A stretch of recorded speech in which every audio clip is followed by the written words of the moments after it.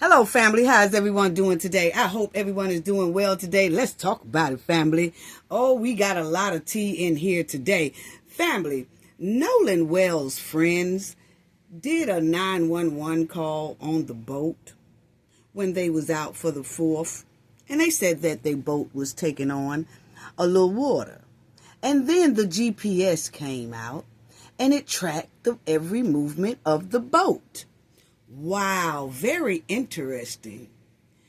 Because we're going to talk about the GPS tracker, the call that they made, and where Nolan was found.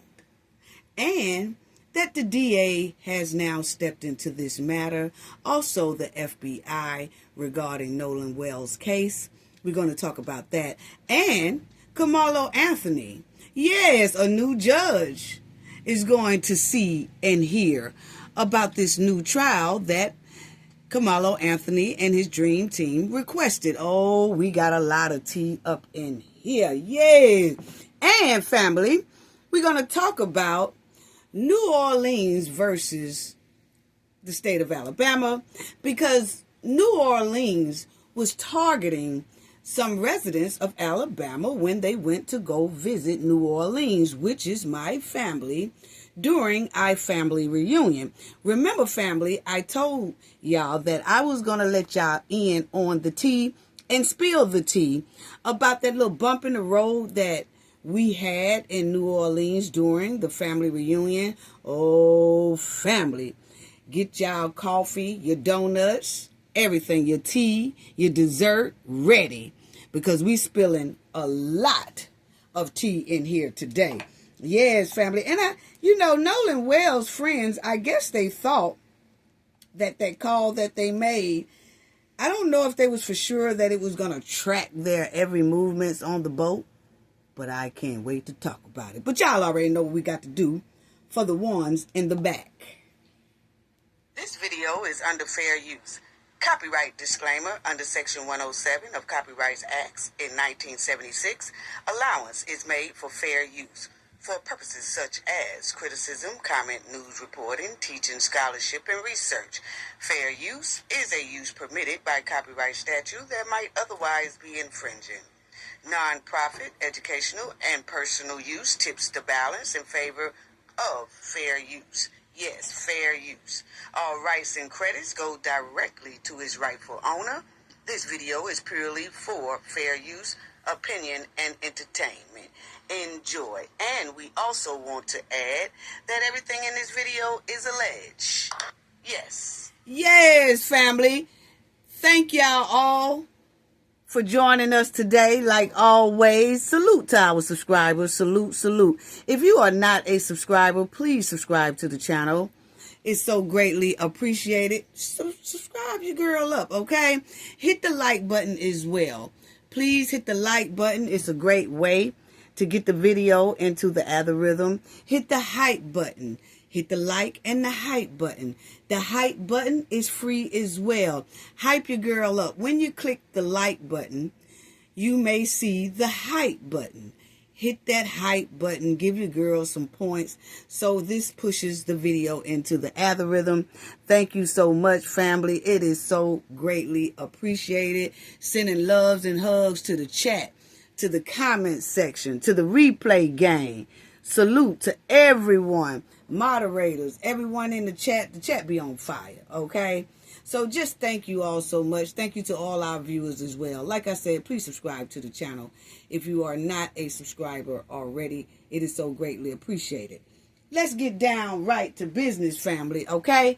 Let's talk about my family reunion New Orleans trip, okay? And as everybody know, that last week was our family reunion. It was awesome. But I also told the Knowledge family in the last video that we ran into a little bump in the road. We did straighten out that bump, but I really did feel like the Knowledge family and basically the world should know about what happened to some members of our family during this family reunion that was supposed to be so a joyous occasion, which it was. It just put a little damper in our heart for a couple of hours, okay? And I just want to pass this word along so everyone will know. So I don't want to spoil exactly what happened. I don't want to talk too fast or anything like that. But let me say this. It was about 7 family members who drove to New Orleans, okay? Including me. I was one of them. Okay, and the rest of our family flew in. They flew in from all over the globe, okay? It was amazing. And everybody know that our ancestry roots are in Alabama, and it's in Georgia, and also a little part of New Orleans, and a little part of Florida as well, okay? So we had our reunion in New Orleans this year. So check out what happened. I have my cousin as a special guest, and I wanted her to explain what happened to y'all, and it's a pre-recorded video conversation that we had, okay? And so y'all check it out, because I want y'all to hear this. Here we go. It's pre-recorded, family, so just listen. This is what happened to some of our family members while they was there. Y'all already know I got a lot to say about this, but I'm going to let the conversation between me and her play, and then I will talk about it. Check it out, family.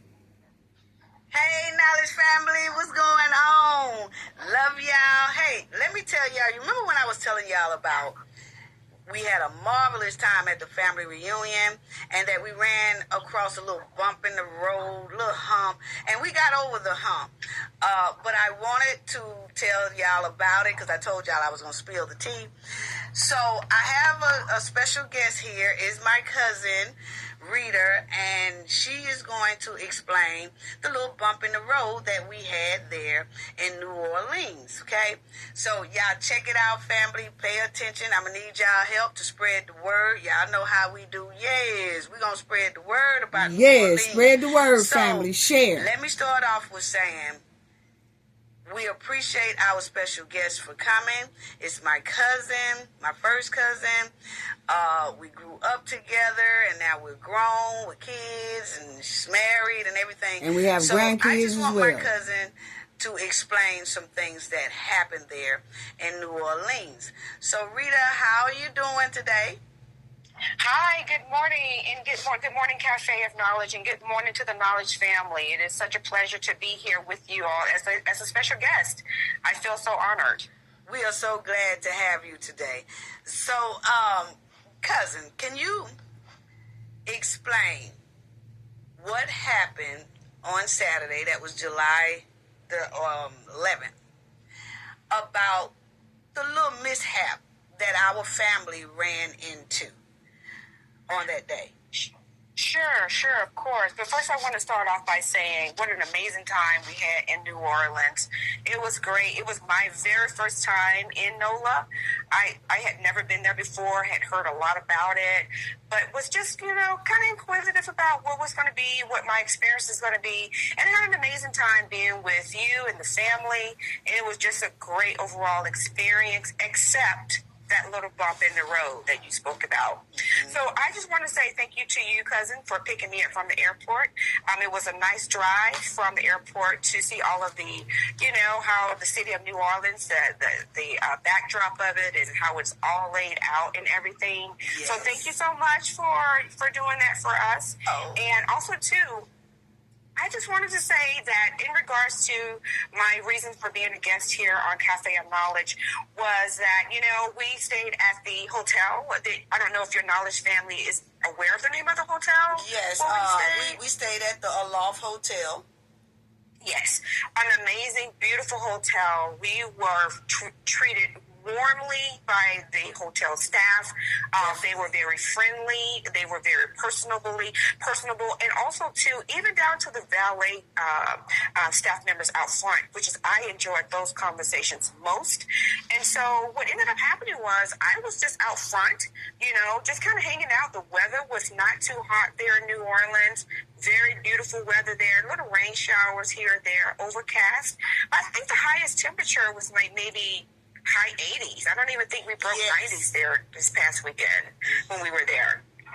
But at any rate, I enjoyed just standing out front, people watching, because it was my first time getting a look at how people come to New Orleans and kind of just be who they are and non-guarded, just letting loose, pretty much. And I think that weekend was like some type of swingers convention, and we kind of got a kick out of seeing people going to be doing this swinging and being completely in their birthday suits on Bourbon Street later that evening. And so I was just out, just people watching, just standing outside for about 3 or so hours, just having some chit chat with the valet guys. And it was on a Friday, I think it was, yes, on a Friday. And so just out there, just hanging out, just watching. The weather was nice for me to be out there for 3 hours, just standing out front of the hotel. And so there was this delivery truck across the street from the hotel. Mm-hmm. And he was unloading or something like that. It was across the street from the Aloft Hotel is a building, and I'm not really sure what business is in that building directly across the street from the Aloft Hotel. Actually, it had like a sign as if it was they were trying to rent it out or trying to get somebody to get into that area, but it's an empty spot building at that bottom part. You're right across the street from the hotel. Yeah, so yes, yeah. So that section of the hotel was so if you're looking at across the street from the Aloft Hotel, you're just looking across the street. I remember you're correct. The right side of that building was vacant and up for lease. Right. The left side of that building, I did see some traction, some traffic coming in and out of that area. Mm-hmm. And so, but there was this delivery truck out front, pulled up front, and I forget the name of the company, but at any rate, I'm just sitting there talking, and the valet guy, who I'd been talking to for quite a bit while standing out there for 3 hours, was like, hey, I just want you and your family to know. He actually he asked me, what was I just kind of just hanging out? I said, I'm just out here, just out here, just spending some time outside. And I said, my family is, coming in for our family reunion, and we're going to have a great time. And then he just voluntarily said to me, hey, when this delivery truck moves, all of the spaces on that side of the street you can park there for free. And I was like, really? He was like, sure. And I was like, he said, so soon this truck moves, all that whole side over there, mm-hmm. your family members can park. And I'm like, oh, wow. He says, anytime on Friday after 6 p.m., or 1800 hours, right. Up until Monday early morning, they don't manage that area. And I'm like, oh, wow, I didn't know that. I said, so we can park over here across the street and not be concerned about, being towed or impounded? He said, sure, people do it all the time. On the weekends, you're good to go. I was like, perfect. So, okay. On that part there, when that truck moved, mm-hmm. did you see some more cars parked over there as well? I did see some cars parked towards the left side of that street, mm-hmm. Back a ways, but it wasn't very many cars over there at that time because it was 2 delivery trucks that was there. But and mind you, now this is before 6 p.m. Right. This is maybe around 3 o'clock in the afternoon, and I was out there to about 4:30 or 5. At that point, and I think he also mentioned that. It's like 2-hour parking prior to the 6 o'clock p.m. on Fridays. Okay. Like this, mm-hmm. Okay, so then y'all conversation continued, and he said, sure, after 6 p.m. or whatever, y'all can park there. Yes, that is correct. Okay. Okay. So I was elated. I was like, oh my gosh, because the parking is very expensive there in New Orleans.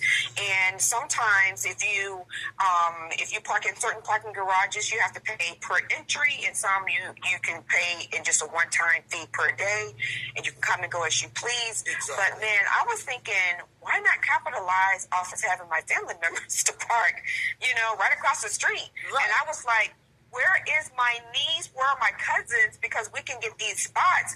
Because we were in the hub of downtown of New Orleans, where everything was in walking distance, or you could take the trolley or whatever public transportation that it offered.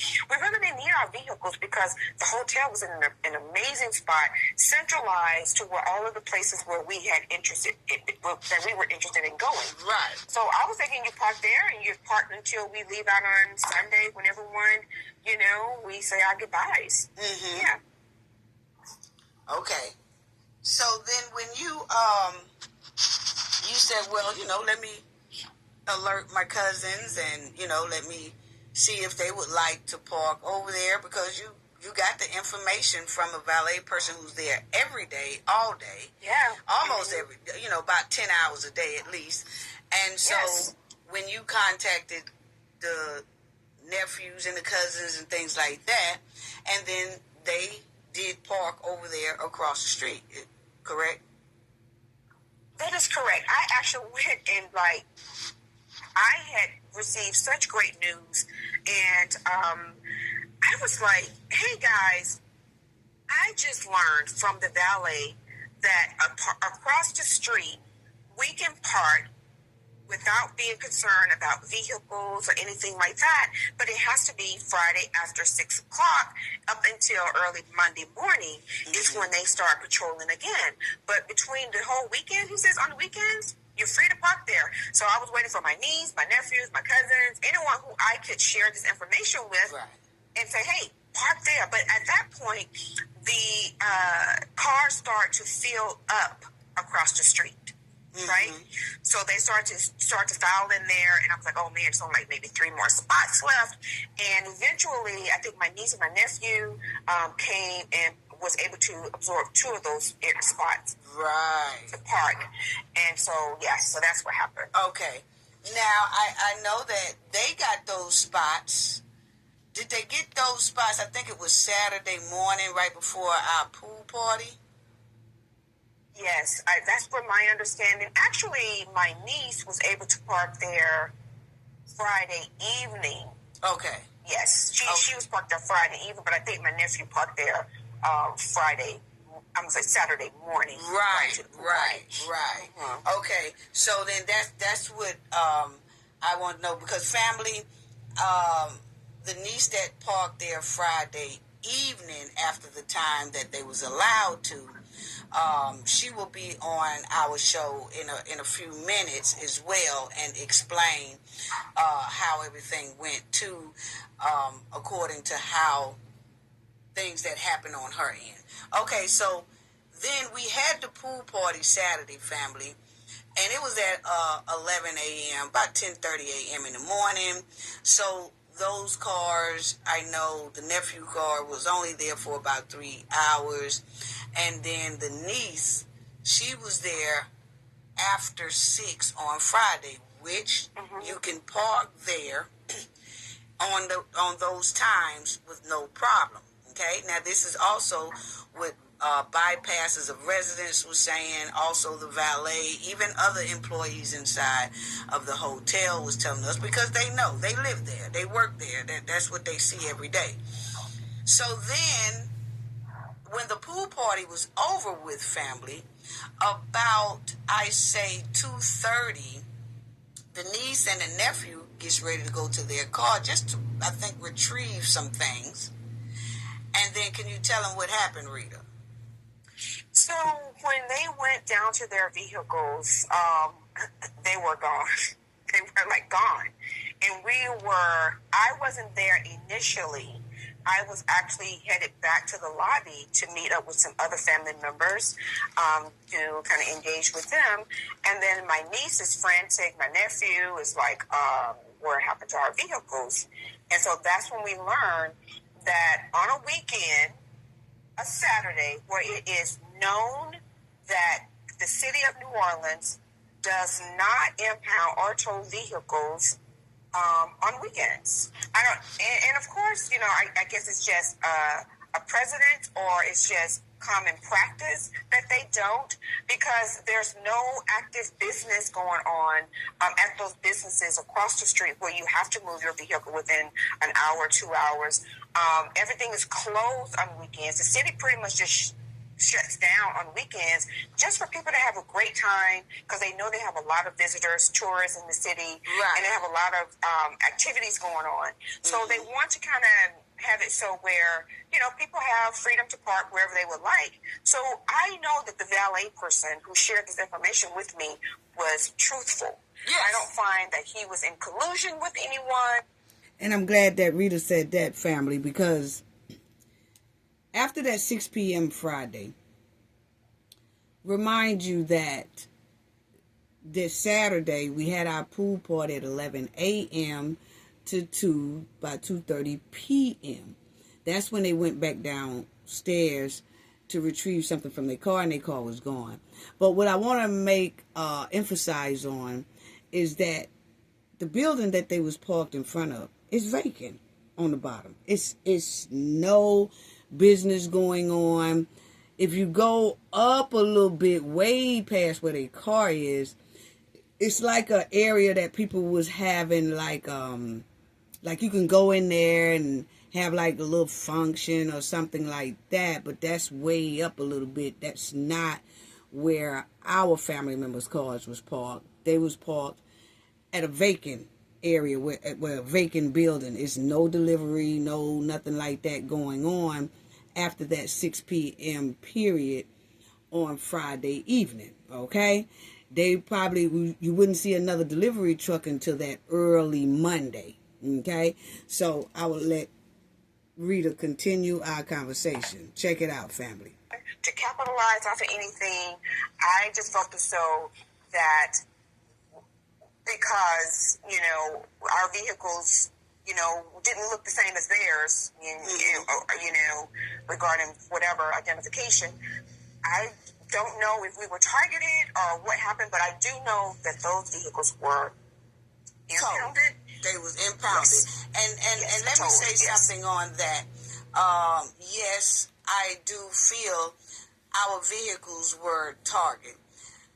Because, remind you, family, there were cars across the street parked with our family cars, okay? And those cars were still there, hadn't been touched, didn't have a ticket on it, anything. But all of the cars that was parked along across the street with our niece and nephew was that their tags had Alabama. Our family 2 cars had Alabama tags. The cars behind them that was parked right with them was Louisiana tags. Louisiana tags car. Now let me stop right there, family, because this is what I want to show you. I have a video of it, but I couldn't show y'all the video because it showed these people tags, and I just didn't want to show the people tags, and my video is for legal purposes as well, okay? So, but the thing is, family, as y'all would see, that you will see this is the cars that was parked right along with our family cars across the street from the hotel. And as you see, this car here was parked in the spot right behind our niece and nephews, okay? Parked right behind that spot, and they wasn't touched, okay? But as you would see, when we looked and said, well, why they didn't touch those? As you would see, because these are Louisiana tags. Our family, who was parked over there right next to these cars, in front of these cars, was Alabama tags, okay? So they didn't touch these tags. They didn't touch these cars. So you had that car was parked where our family cars was parked, okay? This is all across the street in a line. Then you will see this Hyundai. It was parked also by right behind our family car. And you can't see because of the they got a little gold or silver plate little thing coming, but this is a Louisiana. That says Louisiana, okay? So this is a Louisiana car as well. They did not touch the Louisiana cars. And as you would see right here, family, do you see that Jeep? This is the Jeep in front of this Hyundai that I showed y'all right here. That's the Jeep that's in front of the Hyundai. Okay, and then you had our family car was in front of that Jeep. Okay, so you had two of our family cars that was parked in front of the Jeep. Then you have the Jeep right there. Then you had the Hyundai. Then you had a black Hyundai that was right behind the white Hyundai. Okay, and as you would see, if you look, that tag also is Louisiana. Okay, that's Louisiana tag. Okay, these cars were not touched at all. Okay, and so that's what I'm talking about there. Okay, so they weren't touched, just the Alabama cars that had Alabama tags. So check it out, family. Cars were not touched. They were there the whole time. These cars were. Even after the two Alabama cars in our family were towed. And as we got word that the cars were impounded, we were outside then too for, I know, 3 or 4 hours on site. And I was doing videos every hour to prove that those cars right across the street where our two family member cars were still parked there, untouched, never impounded, never got a ticket, none of that. So I do have video to that, but I will show the family the pictures of it because I didn't want to show the tags of those cars. You'll just see that the tags say Louisiana's. Right. That they were not bothered at all. Right so here, it's Louisiana. Like Alabama, the out-of-state tags were targeted, and the Louisiana cars was just left there, no problem. So that's how I felt on that. And I do have video for that. So can you finish telling us that once we realized that the cars had been impounded, Rita, then what did you and your niece and your nephew did from that point? So after that point, we, of course, my niece coordinated to have a lift to come by and pick us up. And we proceeded to, first of all, we had to figure out what happened to the vehicles and where were they taken. Right. And so we learned from one of the valet individuals to contact the city of New Orleans impound lot. And so I think it's like on Claiborne Street or something.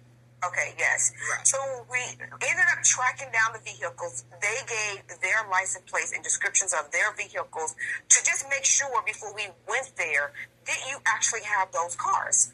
And they said yes. And so we waited for the lift, and we proceeded over to this impound lot. Mm-hmm. Yes. It's definitely an eyesore, but it's New Orleans, right? Mm-hmm. You go there for the culture and for the experience. That's the impound lot, aesthetics. family. So anyways, we get to this impound lot, and there we see their vehicles behind these gates with these city employees on patrol, like they are on like duty. Mm-hmm. Now this is the impound lot, family, and you would see our family member right here. He's talking to the man that has his car. Okay? Want to know, what's going on. Why did y'all take it? This is, this is what we was told. You got other cars that's still there that y'all didn't even touch. Okay? So listen to Rita as she say what happens as they arrive. Walk through these gates, try to get dizzy. So remind you, you got other family members at the hotel looking across the street, which is me. I stayed there because I wanted to film and show that these cars had been there. They was already there for over 24 hours, but I wanted to keep filming and showing that these cars has not been touched, only the state of Alabama cars, okay? So, check it out. Vehicle. And that's when we went to the impound lot and to pay for the impounds, which was, money that we hadn't planned on spending, but they needed their vehicles. So Right. that's what we did. Right. And what I wanted to make note of to the family is that once you get there at this impound lot, first of all, you're not treated welcome, and it's not a fun place to be. We know that. But what I'm saying is when you go in, y'all had to go in one at a time. And it was only one person that could be in there. So, for example, family, when the nephew went in there to retrieve the car, Right here. he went in there, but then the other cousin that had her car was impounded. They wouldn't let her come into that door with him. They don't let 2 and 3 people come in. They only have that one person come in, and then after, everybody else have to stand outside or stand somewhere and wait on that one person to finish, right? And then once that... I'm going to tell you why they don't let but one person come in their family. Because first of all, they know they wrong and they don't want to get their ass whooped, okay? And I'm just going to go and keep it a bean. That's what it is. They know that they've done something wrong and they wasn't supposed to do it. And they don't want to let 2 and 3 people in there because they don't want to be snatched up, basically, okay? If you're wrong, and you pay to get your car out. But in a situation like this, they knew. The city of New Orleans knew they was wrong. You know why? Because they only took those 2 Alabama cars that had Alabama tags, and they left the rest of them that had Louisiana tags there. So they knew they had did something wrong. So that's how come, and they knew that's called basically discrimination, okay? You don't have to be just discriminated by the color of your skin. You can also be discriminated against due to what type of vehicle you drive and what type of vehicle tag you have. That is discrimination, okay? And they knew that, and that's why they only said, oh, well, he could have to come in by himself, and then after we finish with him, then she can come in, but he have to go back out, and then only she can come in. That's what it was given to me, family. Now, check it out, family. Person give them the business, the registration and everything to the car to prove that that's their car. Then they have to come back outside, and then the other person, which is Rita, had to go in because Rita said she wanted to pay, for the impound. So, but you go ahead, Rita. Yeah, so I felt some onus in this misinformation. And actually, maybe let me recant that. Probably not misinformation. That's what I was getting ready to say. It's not misinformation. The valet person who has worked at that you hotel can park there for, I don't know, months, enough to know that they don't. The city of New Orleans do not impound on this street, across the street, right? Right. He's worked there long enough to know. And so I felt compelled to pay the money for the impound. I don't know if you shared with your knowledge family the cost of those impounds. No, I did not. That's the cost, family. It's a racket to me, but for both cars. To only get towed from maybe 3 blocks or 4 blocks, I think it was. Right, but it was over. Probably, I think it was over 100. Let's put it that way. It was. Yes, actually, if I may share the actual price, you can. For those, it was 100. Hold on, it was 196 and some change. And for each car. For each vehicle. Okay, yep. For each vehicle. So family, what Rita did was, when the nephew went in there to show his registration and everything that the car does belong to him, in order for Rita to pay, the nephew had to come back out. Then Rita can only go in there by herself, and then she pay.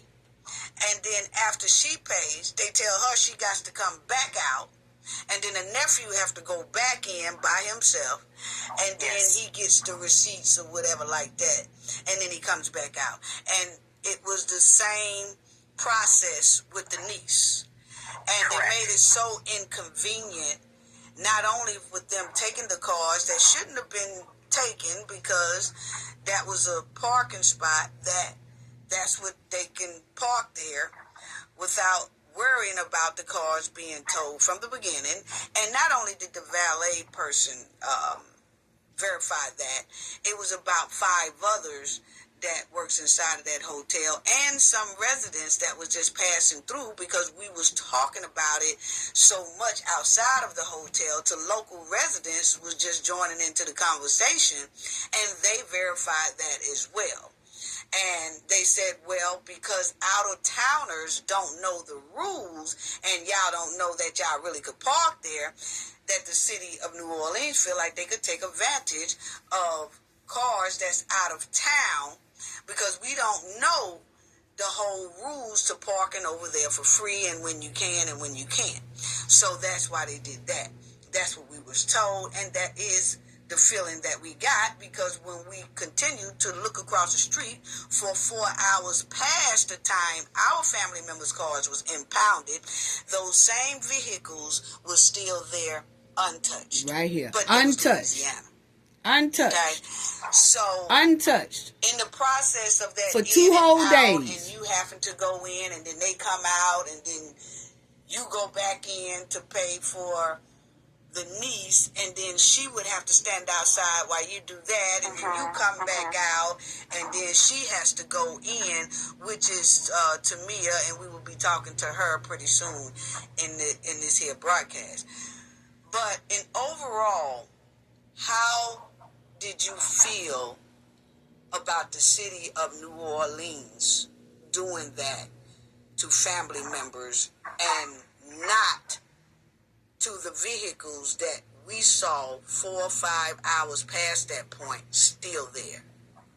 Right. So basically, the locals were given this preferential treatment, sounds like, and the out-of-towners, the guests in their city, the ones who are bringing revenue into their city, the one who are there to enhance the revenue of their city, were treated basically unwelcomed.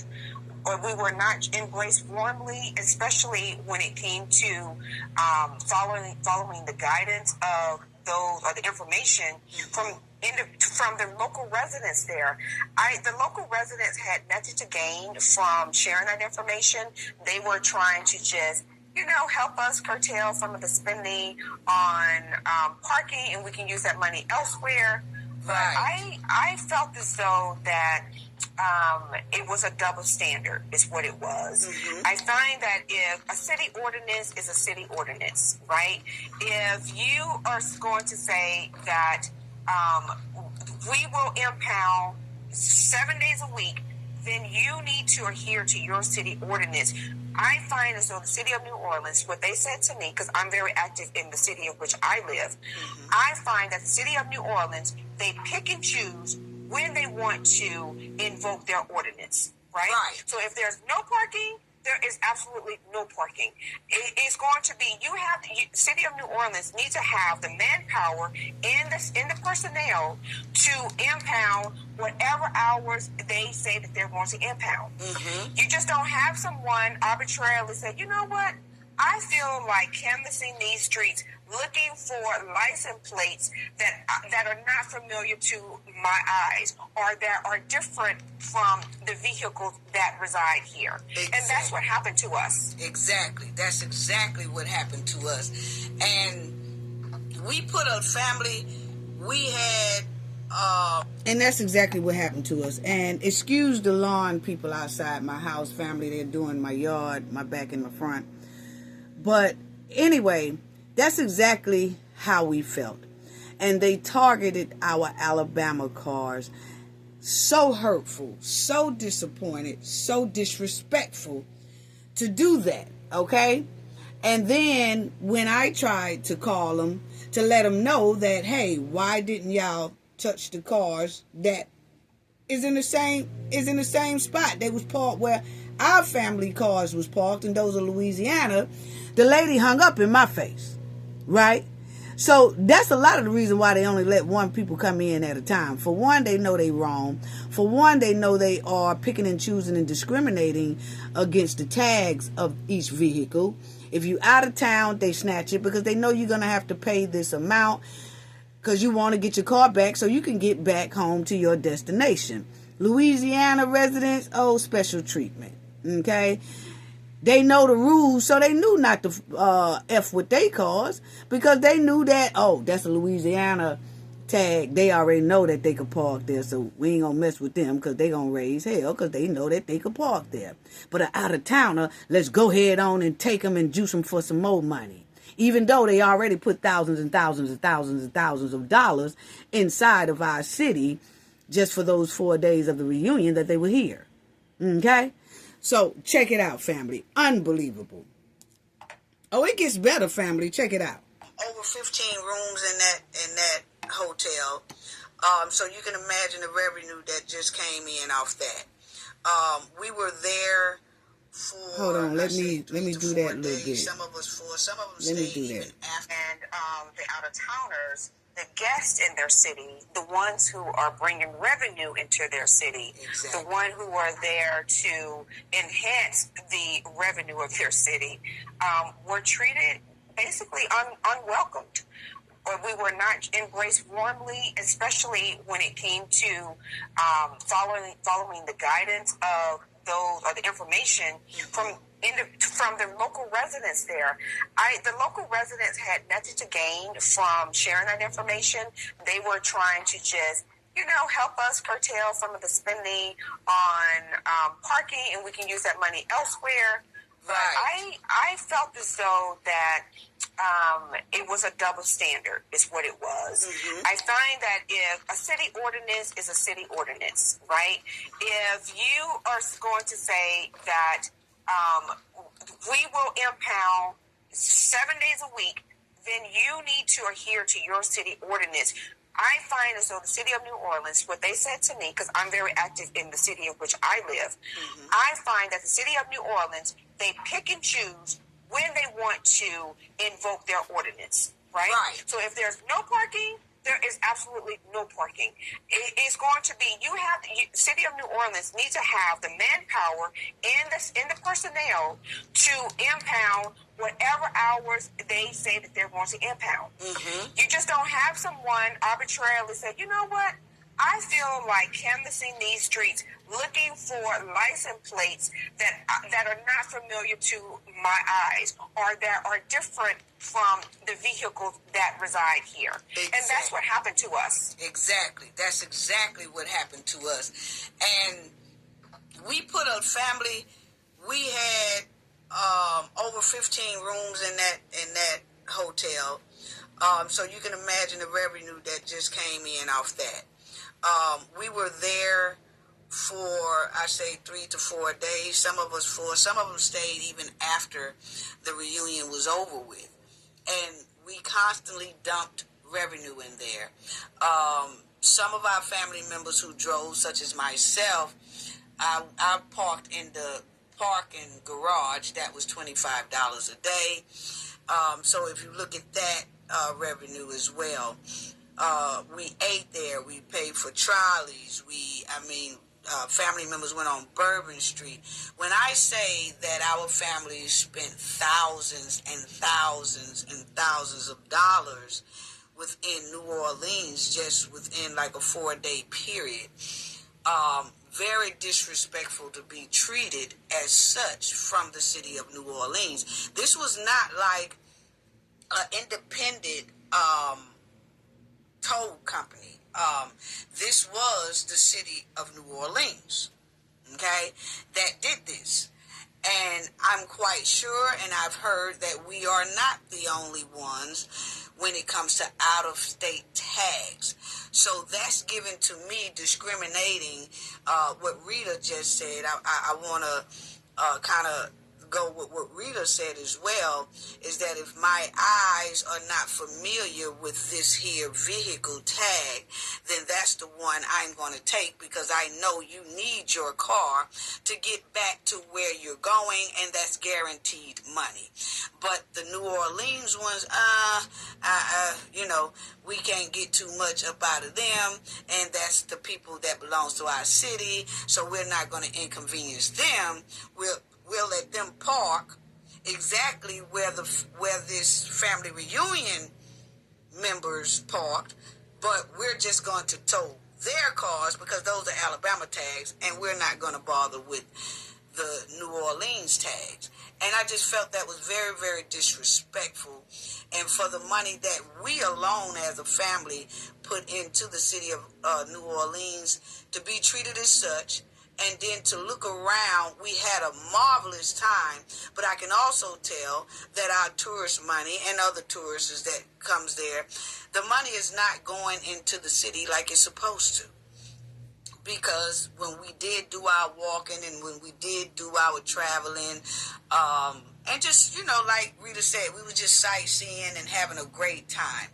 I always come to New Orleans because I'm a Saints fan, and I'm not but like an hour and 45 minutes away, so I'm there basically all the time. But this right here will definitely pause my visits to New Orleans. And I have to say that the governor is already talking about taking over the city of New Orleans because of they're in debt. I saw where they're $222 million in debt. And I just feel like the out-of-town tags, taking them, towing them, is a way to try to get themselves out of debt, but will also be a way for them to stop their revenue from coming in from tourists as well. Because you can't do your tourists that's coming into the city any kind of way, disrespect them, act like you really don't care. Like, yeah, y'all just spent a lot of money in our city, but we also going to take your cars and make you force you to spend more money, and we're going to have your kids stranded, the parents stranded, everybody is stranded. And another thing is that when they said you can dispute this if you would like. Family, Rita, they asked your niece, did she want to dispute it? And she said, yeah, which we'll talk to her more about that. Yes, because she can definitely give you firsthand information right about her experience. Right. Yep. Right. And before I go into that dispute part, family, y'all going to trip out on the dispute part, okay?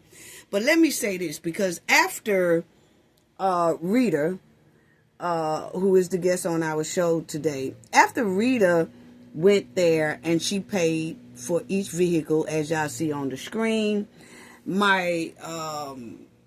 she raised alarm. Of course, her niece raised alarm. The whole family raised alarm because we are sitting here looking at cars that's parked there before they parked there. And when their cars got impounded, those cars were still there in those spots. And we raised alarm. So when we raised alarm, the lady at this tow company, and remind y'all, this is the city of New Orleans who did this. Not an independent contracting company or none of that. The city of New Orleans owns and runs this here impound spot. So they are the ones doing this, the city, okay? And like I said, the residents, this is not to them. The residents is always on point, show love. Man, they show all type of hospitality, okay? That's our brothers and sisters there in the New Orleans. They gave the utmost love to our family while we was there. It's the officials that's running the city of New Orleans who are corrupt as hell, the majority of them, okay? Now, I ain't gonna say all of them, but the majority of them is. And this is how they dunk and pull the okie doke and pull wool over tourists' eyes and get more money, and they not putting it inside of the city, it's obvious, because we're going to talk about that too as well. It's like it's more money for them to do their personal travels, their personal rendezvous, their personal big out-of-town trips together and all that, because the damn show ain't going back into the infrastructure of New Orleans, okay?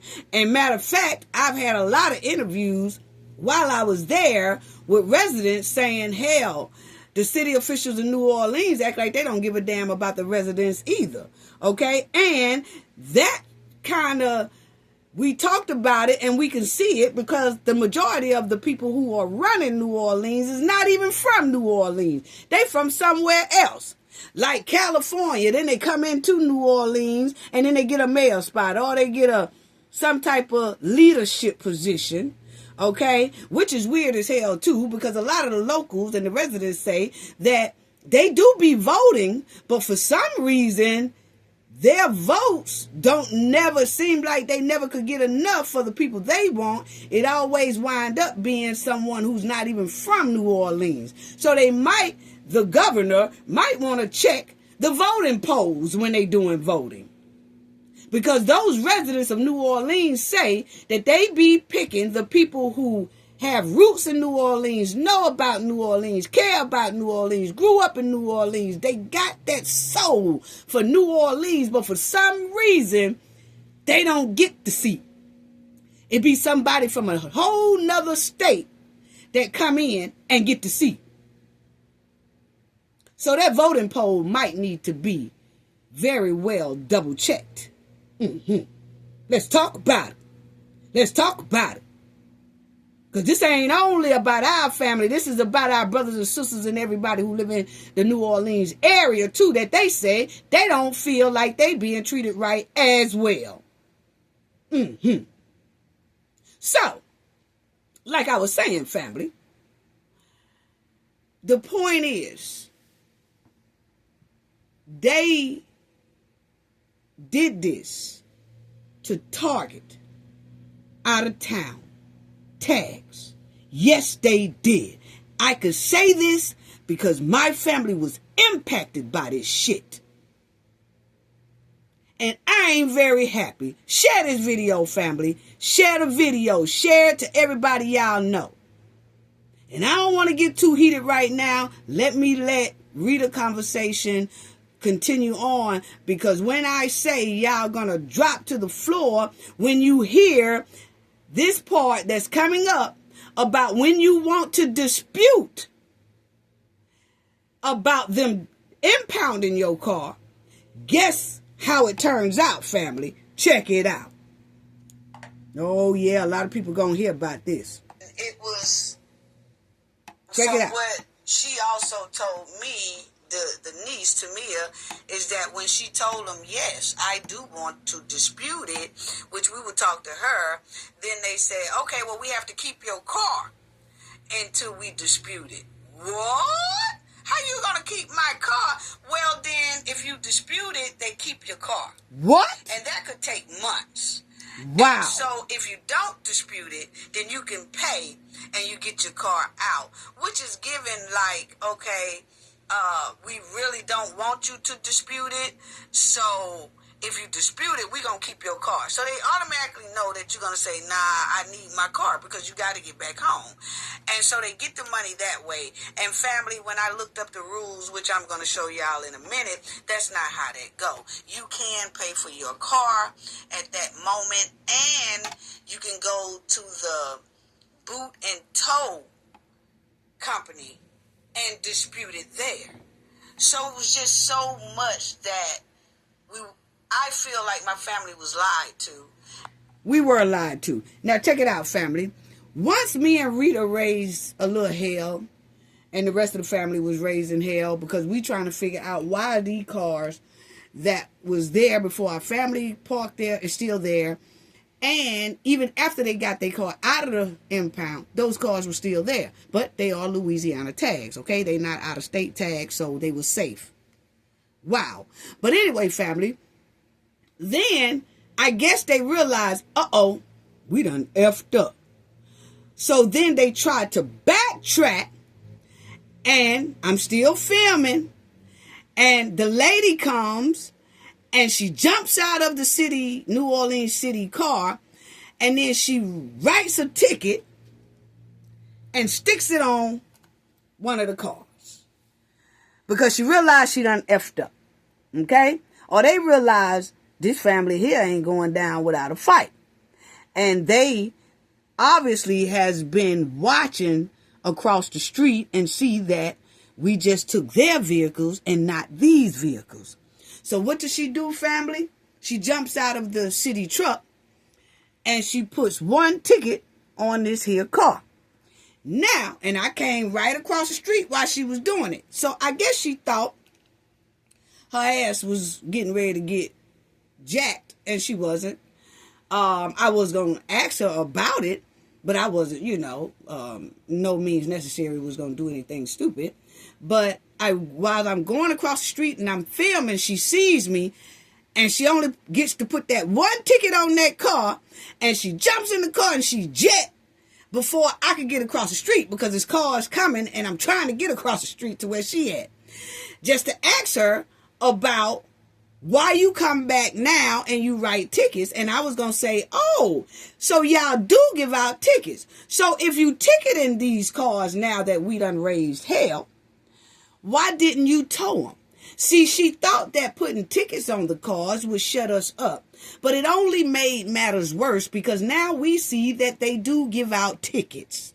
And they could have gave our family members who was parked right there as well tickets. And our families would have paid those tickets and moved those cars. But these people got the tickets. And I noticed that as I watched one of the owners come back to their car right here just to get something because he damn sure didn't move it.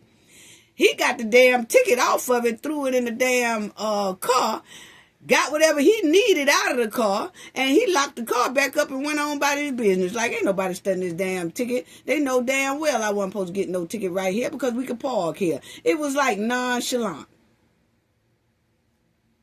And then when I asked the guy, didn't tell him what happened to us, I asked the guy who threw this here ticket in his car, I said, hey, you got a ticket over there? He said, I don't know why they gave me this ticket because we could park here at this time.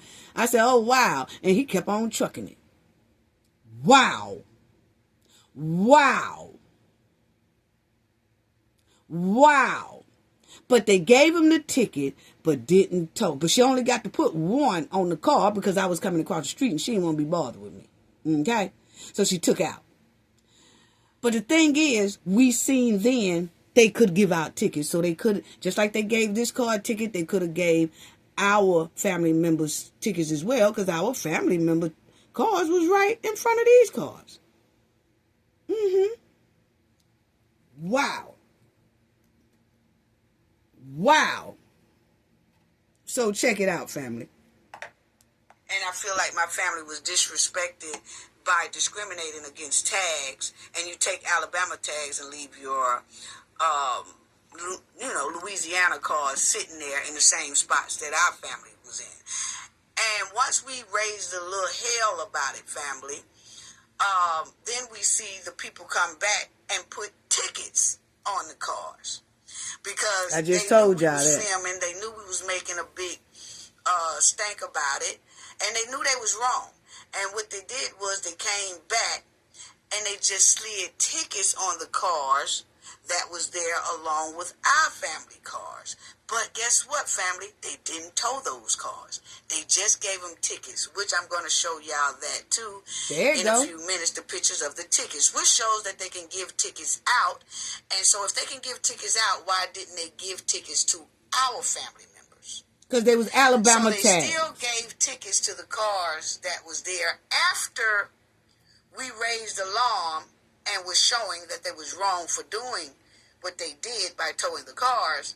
Then they came back and say, well, we're going to go back around the corner across the street from the hotel and just put tickets on those cars, and maybe they'll shut up because they see tickets. No. It didn't make us shut up. Actually, it caused more alarm because it let us know that you have tickets that you could have gave to our family members too, if that was the case. So, Rita, can you tell us about What did you feel about the infrastructure when you was walking? Like the sidewalks, the how the cracks was, and it flooded on any little light piece of rain. That's another thing. Yes, for sure. Could you tell us about that? Yes, but before we go further, if I may, Cafe, I would like to share with you that I was so just like someone just punched the wind out of me when those vehicles were impounded, and to witness those other vehicles with Louisiana state tags, license plates, were there for well over 24 plus hours. They were untouched, not moved, not rolled forward, backwards, just so that the tires rotated or whatever. I didn't share this with you. I ended up calling the impound lot, and I asked to speak with, and someone picked up. I called the number that was posted at the impound lot, and I called, and some worker picked up, and I said, I need to report to have vehicles impounded. And they said, hold on. So I was transferred to another number, and of course I got a recording, but what I ended up doing was leaving a detailed voice message, even with my name and contact phone number. I gave the address where the vehicles were parked, and I said, this vehicle, this model car, or this brand car, and this brand car, I said they have been here for over 24 plus hours. I need to have someone from the city of New Orleans, because you are correct. It was not a private tow company. When I saw the impound truck leave, it had the logo of the city of New Orleans on the side of the truck. Exactly. So I know it's the city of New Orleans, not a private company, right? So it was the city of New Orleans that came by and impounded these vehicles. And I called them, and I left a detailed voicemail message saying, I need for you all to send a driver out to impound these 4 vehicles. And I only think subsequent to that phone message that those tickets appear on those vehicles. Yes. I could be incorrect. No, you're correct. I think. You're correct. You're correct. That's exactly what happened. Yeah. It was because of your phone call. It was because of your phone call, because they knew they was wrong. They knew they was wrong. And the thing is what makes it even worse, where they thought they was probably putting a Band-Aid on a bad sore that they just created by putting tickets on the cars that you're talking about. But it made the sore bigger and worse and got infected, because it only showed us that, oh, so you put tickets on cars, you don't tow the cars, but you towed ours and you didn't give us a ticket. That's because you knew you was going to get guaranteed money, because those tags was from the state of Alabama. From the state of Alabama. From out of state. That made it worse. That made it worse. And also, to add, and you mentioned the signage earlier in your intro to this conversation. Right. There was some signage. If you park between these signage, then your vehicle is subject to be impounded. However, it's also where we were told is that they only adhere to the impounding Monday through Friday up until 6 o'clock p.m. on Friday. Right. Anytime on weekends, despite the signage, you can park there. Exactly. And so I just want to kind of make that clear. In the event there's a rebuttal to this conversation, yes, we understand that there were signage out there, but at the same time, we understand on all the streets of New Orleans, of all those streets, we saw those same signages. Vehicles was parked there throughout the whole weekend. Because I took note when I was walking in that city to see where vehicles was parked with the same signage, and there were no cars being impounded. Exactly. And that's what I was saying as well. But if you're going to enforce the rule, it should be enforced on everyone. You don't pick and choose. 24/7. Right. You shouldn't pick and choose. Well, I'm going to just enforce the rules on these out-of-state tags, but I'm not going to enforce the rule on our state tags. That's where the discrepancy comes in at, and that's where it was wrong to do. Because if you're going to do that, you're supposed to pull all of the cars, not just some of the cars. And if you're not going to pull all of them, then you need to leave it alone, because we sat right there and seen that those cars were there along with our family member cars. Those cars was there well over 24 hours. I know when we was leaving Sunday, they were still there. So that's 48 hours that those cars was there. No problem. Except for when you called, they just put tickets on them. And then the cars took the tickets off, because I recorded that too. I recorded with the tickets on. They took the tickets off and probably put it in their seat and closed their door and locked it back up. That's and exactly went on, what he it was did. still there. The cars were still there. So that's all I'm saying. And I feel like New Orleans can do better, and I really do hope that the governor takes over New Orleans, because I'm going to have a clip that I'm going to let everybody hear in a few minutes with the governor talking. He's having somewhat of a face-off right now with not only the previous mayor, Cantrell, female, but he's also with this new mayor that just got in there in January. He's having a conflict with them back and forth about money.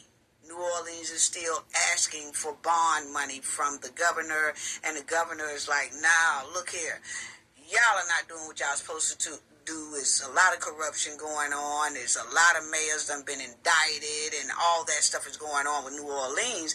And you look at the city, and you can kind of tell that is something going on, because when you walk sometimes, you're about to trip over yourself, because either the sidewalk is buckled up, and you have to watch where you're going, or it's a deep hole somewhere where you have to watch where you're going, or your car is about to have to get a new alignment because you're hitting potholes and all that kind of stuff.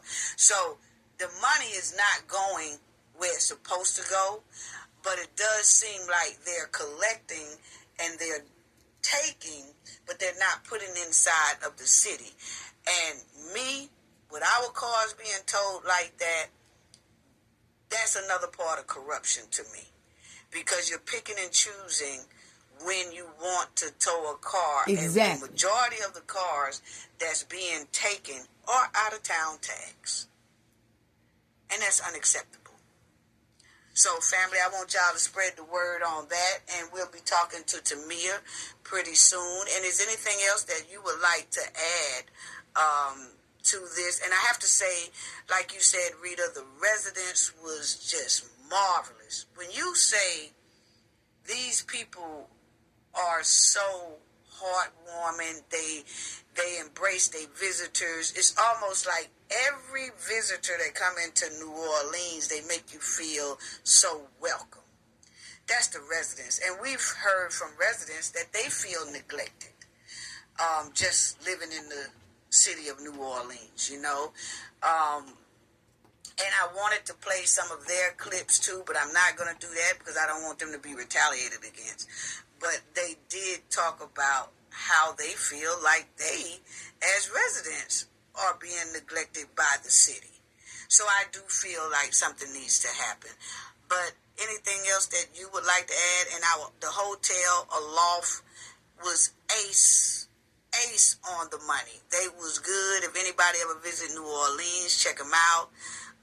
Great hotel, great staff, just friendly, great customer service. It was just awesome. It was just the city of New Orleans that pulled what they pulled with the cars, and I'm not letting that go. And I wanted the world to know about it and the Knowledge family to know about it. Share this video, and I want family. to make some noise Yes. about it, and we will make some noise. Make about some it. noise. So anything else you want to add with that, Rita? Sure, if I may, to the Knowledge family, Cafe had just asked me about, my experience being there in New Orleans. Of course, it was my first time, so I am going in with a fresh set of lenses, right? I've never been to the city before. I've traveled over, I don't know, probably 30 years, plus years. I've traveled to different countries. I've been to different cities and so forth. So I was really excited to get this vibe of hearing the hype about New Orleans and knowing a little bit about the history and the culture of the city and everything. But I want to pin that moment, that thought for just one quick second and go back to Cafe, to what you said earlier about the littlest rain, the streets are flooding. So on our drive over in the lift vehicle on over to the impound lot, it had came a nice shower, but it didn't last very long, maybe 10 minutes, but it was a downpour of rain. We are driving over to the impound lot, and I'm sitting up front. My niece and nephew was in the back. They were the victims of their cars being impounded. So I'm asking the Lyft driver, you born and raised here? She's like, yes, because I'm a very personable person. I love to get to know people and ask questions. You can tell Cafe and I are related because we love to talk and get to know people. Yes. So I'm talking to her, Cafe, and I am like, I got so distracted by the pools of water, like swimming pools of water in the street. Yes. And I'm like, oh my goodness, what is going on here? And she says, oh, it happens like that after rain. I said, your drainage system, your infrastructure underneath. She says, I said, it didn't rain for very long. She says, if it would have rained longer than it did, we would have been completely flooded out. I said, wow. Oh my goodness. It was like a foot or two of water. It was, family. Down the streets as we were driving from just a short rain shower. And I was like, your drainage system. And I said, what happened to the money from the Obama administration, the Biden administration, for these infrastructures, whatever money your governor is pouring into the city to fix your underground drainage? You mean to tell me this little bit of rain cannot go anywhere but in the street? There is no drainage manholes. There is no channeling of that water. It was a sore sight to see. And I'm like, me coming from a city that we have really good infrastructure, really good drainage system, can handle downpours of rain. We never experienced that. I don't have to worry about damaging my car by driving slowly through puddles. No, not puddles of water. Pools of water. Pools of water. Pools of water that is covered up the lower of your tire. It does. That's how high that water comes up, to the lower version to the rim of your tire. And I'm like, and the Lyft driver saying, yeah, this is what we go through. And I'm like, oh my It was goodness. over the rim of my Mustang, family. Yes. So I wanted to kind of go back over the rim with a short rainfall. Over that, because you made a point, and it needs to be definitely expounded upon. And I just want to take it just a little bit step further because you did touch on it, Cafe. I'm telling you, it was unbelievable because I wanted to take my car out of the garage and go somewhere just for a short distance, but I couldn't because I have a Mustang, and so it sits. It's tough, but it would have covered. It would have been to the rim, over the rim of my tires if I would have went anywhere, and I wasn't going to take that. I wasn't going to take that chance, but I did see some cars that was doing that. And like you said, Rita, it was that rain. It was a short period of rain. It wasn't even all day rain or anything like that. It was just a quick moment, but it rained pretty hard within those, I say 30 minutes to an hour of just pour down like that. And then the city looked flooded. It looked flooded. You couldn't see the curve. You couldn't see, and I'm like, what is going on? And the cars was going through it as if this is normal, but they said this is what happens. So my thing is with Louisiana, New Orleans, and here on the Gulf Coast, when we have hurricanes, I'm just imagining okay, that's not even hurricane rain. So I'm kind of worried about their infrastructure of their drainage system if a hurricane comes again. Because that was a very, and we already been through Katrina. And it seems like the drainage system would be working perfectly in New Orleans after what we've been through with Katrina.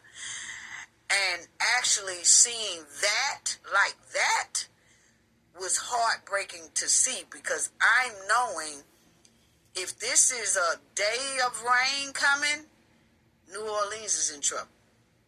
Well, not even really a day of rain. Like you mentioned earlier, no more than 30, 45 minutes to an hour. Yeah, it was just 35 minutes to I say 35 to 40 minutes, family. It's and that was it. But they flooded out. It's unbelievable. So, that's what, and I'm going to tell you that I had a little flashback when that 35, 40 minutes of rain came, and the way it covered, I mean, it just covered the curb. I mean, you couldn't see the sidewalk really, and the water was some water that was coming up out of the drainage system, almost like how if you untwist the top and then all the water force just come up from the ground.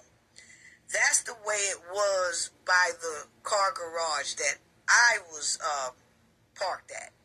It was coming up like that with force from the ground. And it just gave a flashback of Katrina, because, you know, we've been through that. And I'm like, oh, my God, I just got kind of frantic, and I'm trying to hurry up and get back to the hotel because my car garage was across the street from the hotel. And when I went in there to pay my next fee, that's when the rain dumped down. And so that I had to come back across the street in that rain, but I couldn't see the sidewalk. I couldn't see the street. And I said, well, maybe I'll just get in my car and bring it back down. And then I drive myself across the street because I just didn't want to take the chance of going out there and it's going up to past my ankles, up to my calves. But I was like, no, I'm not going to take a chance in a Mustang either like that. So it was very frightening just to see for that little short moment, because we've seen it, but we've seen that during like the hurricane, not just a normal 30-minute type rain, you know. So that raised some concern myself. So, and not only that, family, as we stayed in the hotel alerted us that they had to shut off the water. This was before the rain. This was before the rain even happened, okay? This was that morning, about 8 o'clock that morning. It rained about 2:30 in the afternoon. But about 8 o'clock Saturday morning, the hotel alerted everyone that the city of New Orleans was going to turn off all the water from Bourbon Street to Canal Street to Bourne Street, where Aloft Hotel is, and about 5 more other blocks down. They shut off the water, family, between 8 a.m. Saturday morning to about 10 a.m. So it stayed off for 2 hours. So you couldn't brush your teeth. You couldn't take a shower in between those times, okay? I did talk to the hotel people, and they said that it wasn't them. Like, they got water, but it's the city that shut off the city. They shut off the water to the city for 2 hours. And so when I called the city to try to find out what the hell was going on, of course, this is Saturday morning, so you can't get any damn answers, okay? But then I tried to get with the management of the hotel so they can kind of explain what is the city doing to where they have to shut off the water for about 9 to 10 blocks that covers Bourbon Street, the French Quarters, Canal Street, Bourne Street, where the Aloft Hotel is, Grayfers, all down through there. Okay? And I'm saying, what is the city doing? I mean, why did the city have to turn off the whole water to the damn near to the city? And they said, we don't know. But they said we have to do. I said, do y'all go through this often? They said, yeah. What the hell? What the hell? So, not only with the cars being towed, and the city is getting money that way, they inconvenience everybody by shutting off the water. Imagine restaurants and things like that. They can't run dishwashers, that. So it basically shut down businesses too for 2 hours. Unbelievable. And you tell me that the governor of New Orleans, Landry, don't need to take over this damn city? Share this video, family. Share this video, family. Let's make some noise about this. Unbelievable. Go ahead. That's all I want to say on that. But Rita, I really do enjoy you talking about it. We enjoy you being here on the Cafe of Knowledge. Just thank you so much for being our special guest today. It's an honor just to have you on the show. And I hate it had to been in this circumstances, but it's an honor to have you. I enjoyed everything you said, but we are going to make some noise about this. We really are. Yes. We really For are. sure. And before we conclude this interview, I would just like to share that I enjoyed my time in New Orleans, but I just want to say, my trip there, it was a one and done. And I'm just going to say this about the city of New Orleans. I appreciated the warmness and the local residents there. They were very embracing, but the city itself is an eyesore. As you mentioned earlier, you cannot walk without looking down, because if you do not look down, you are going to injure yourself. Mm-hmm. There are uneven pavers. The sidewalks, like you said, are just crumbling. The tree roots are coming up through the ground, metal pieces. Now, potholes, of all the time I've traveled, I've never seen potholes in sidewalks. There are potholes in the sidewalks of New Orleans. Mm-hmm. And it was just a nasty, unkempt, rundown city. Mm-hmm. It really is. And we were downtown New Orleans where they're lost, and wherever we can walk to, I got firsthand visuals. I wasn't in a vehicle. I was actually walking on foot to experience having my family members be careful. Make sure you don't trip. Uneven curbsides. The city is just horrible. For all of the money that goes into that city, for that city to have all of the tourists come around the globe, mm-hmm. not the world, the globe, not just the United States. They're coming from the world to New Orleans. They are. For anyone to feel proud of that city, mm-hmm. The aesthetics of the city, let's put it that way, not the culture of the city, the aesthetics of the city. Right. They should be embarrassed and they should be ashamed. Whoever is in leadership or who is responsible, they should be ashamed. Exactly.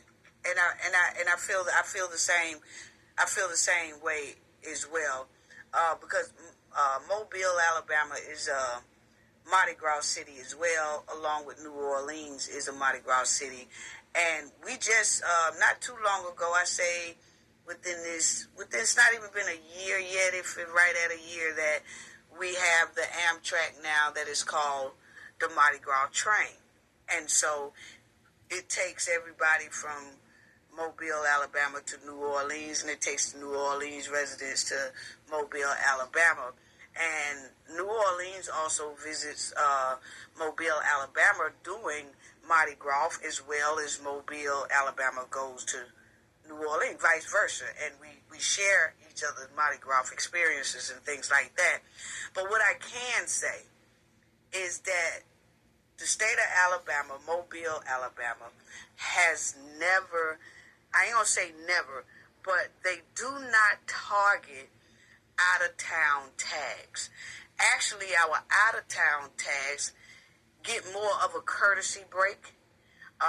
If they do give a ticket or something like that. Now, if you just double parking and you just blocking somebody from being able to get out of their parking spot or something like that. Oh yeah, they're gonna take your car into pound.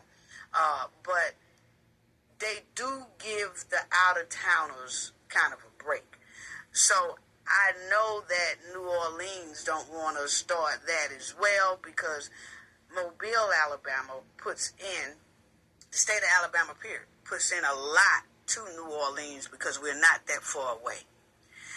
And so that's why I'm going to make noise about this, because I know New Orleans don't want to fall down that trap. You know, that, okay, anybody from Alabama, we're going to take your cars. Anybody from out of town. They could be from Texas.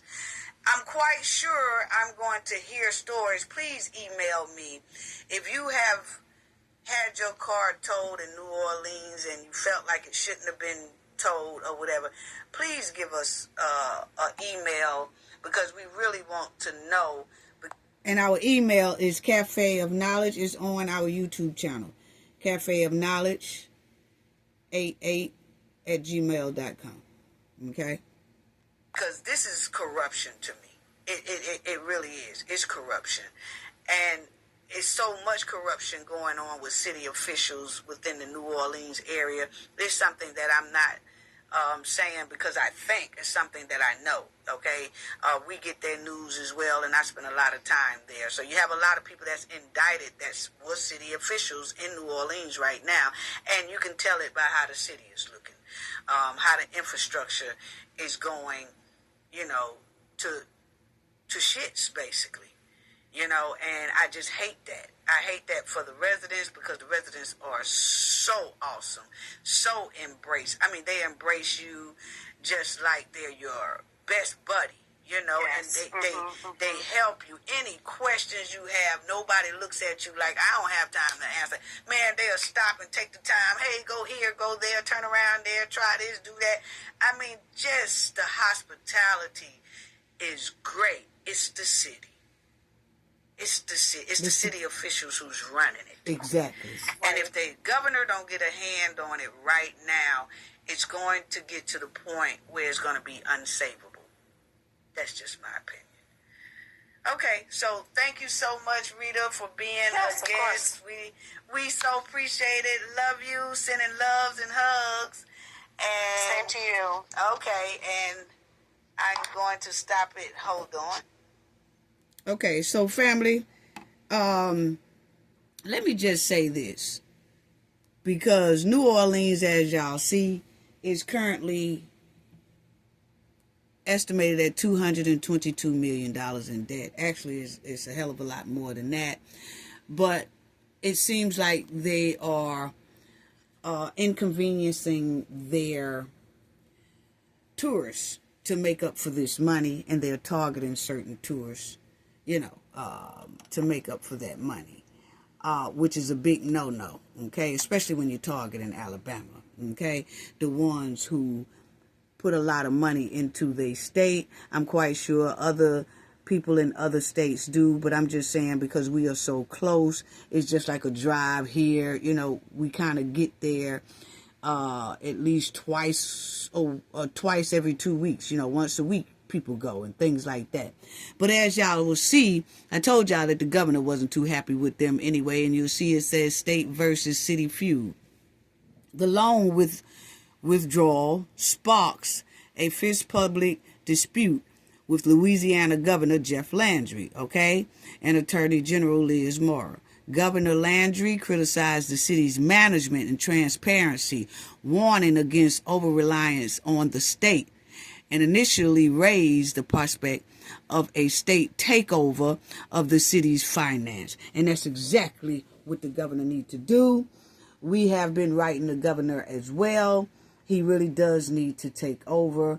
They need to do an audit of this city, all that. My family was horribly impacted on a family reunion that I can't express to y'all how hurt I was. How hurt I was. because I'm the one that said let's do it there. And the Knowledge family know I was the organizer, the planner, and things like that, and was getting it together. And to get there, and because I travel there so much and things like that, till it was a big disappointment to see my family impacted in such a way. But after we got over the hump, we continued to have a good time.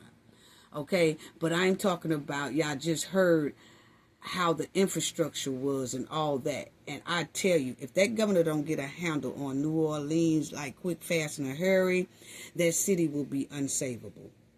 That's my opinion. That's my opinion. And I'm a person that goes to New Orleans a hell of a lot. Damn near a second resident, you know, but it will be not no more, you know. So, this is the governor. This was the mayor that just got booted up out of there, Cantrell.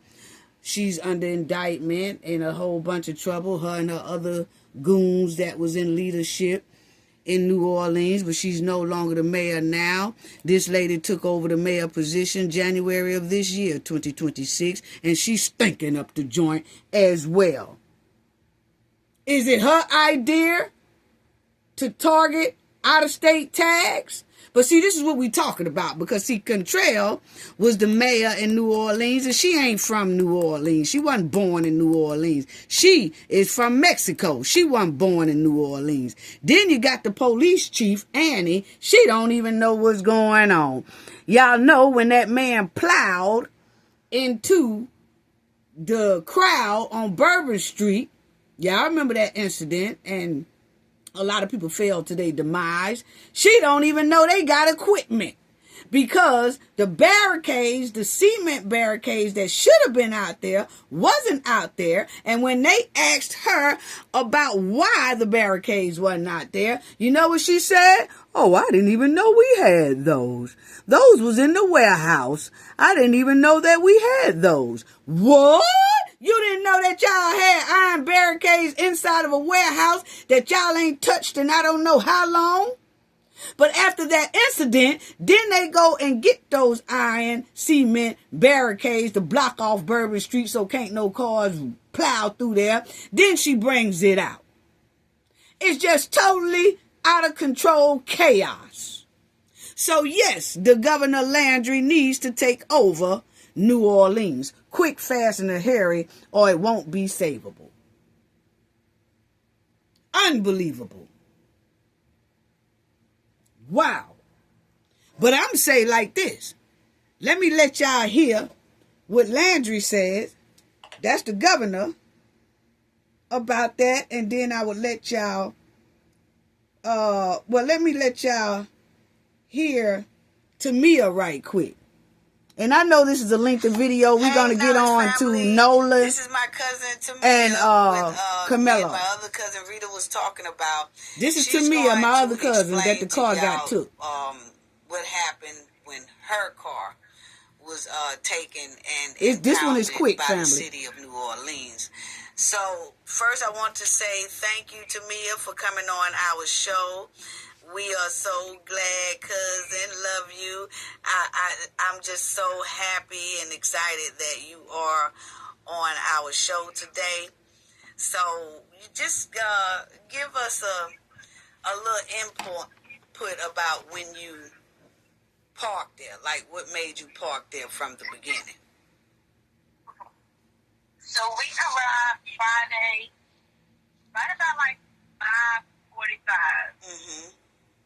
And my Aunt Rita said that valet had let her know that we can park on the side of the street because they don't tow after 6 p.m. because they don't. I can't hear you too well. I can't hear you too well. I think it's kind of muffled. They don't come monitor the streets. Okay. Okay. I mean, I couldn't hear you. It sounded a little muffled. I was just trying to make sure I could get you a little clearer. Okay. So they said that they don't monitor the streets after 6 p.m. on Friday. Mm-hmm. And the valet watched us park. They didn't say nothing. We parked. Saturday we got up, everything was fine. We saw the car because we went walking twice. We saw the car twice. And then after the pool party, we decided to go get seafood. So we were heading down, and when you walk out the hotel, you can see my car right across the street. And my boyfriend was like, the car gone. So that stopped our seafood plans because I didn't know where my car had got taken to. Right. And the valet man was like, you have to read the signs. And I was like, read the signs. They told us that we could park right here after 6 p.m. And he said that man lied. I don't know that valet's name, but he said that man lied and they didn't know where the car was towed to. Okay, so then when he said that they lied, because I know that a lot of valet guys now and the some phone of the gonna cut off, residents as family. well She were gonna have to saying call back. after 6 p.m. that That's her calling back, family. Hold on. That was not supposed to happen. It's do not disturb, but I don't know how that happened. It's because it was Anyway, her calling I'm sorry, back baby. 2 or 3 times. I'm sorry. Can you still hear me? Okay. Hello? The phone was disconnected. That was her me calling either. back. It's like, and you, that was you trying to call me back. It was. I said, hey, I think I lost service, but it didn't say. Okay. The last thing I heard was, you said that the man said, nah, that's not how it goes. Somebody lied, right? Okay, and then, but everybody, it was those other cars, when you parked there, those other cars that was there before you, they were still there, even when your car was gone, those cars were still there parked, right? Right. Okay. So then I asked, well, do you know who took the car? Like, what towing company? Who do I call? He said he don't know.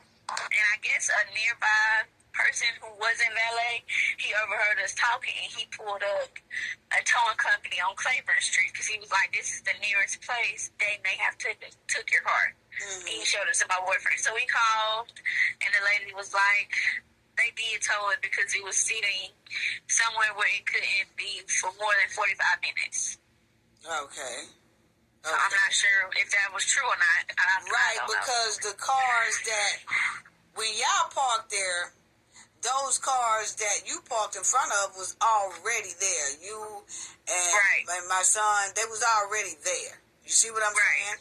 So when she say 45 minutes, we say that can't be true because those cars was there about, I say, 9 or 10 hours before y'all even parked over there. So when y'all parked over there and then y'all car was taken, y'all 2 cars was the only one gone, but those other cars was still there. Exactly. And then that's when we noticed that those cars, I went across the street and started filming, that they were all Louisiana tags. Y'all 2 in the family was the only one that had Alabama tags. So, so then when you find where your car is located at, which is on Claiborne Street, then that's when Rita was telling me that you, her, and my son, y'all all got into the Uber and y'all went that way. So what happened then? So once we made it there, we were all getting ready to get out and walk up towards the building, and the lady got out. I guess you could say she was security.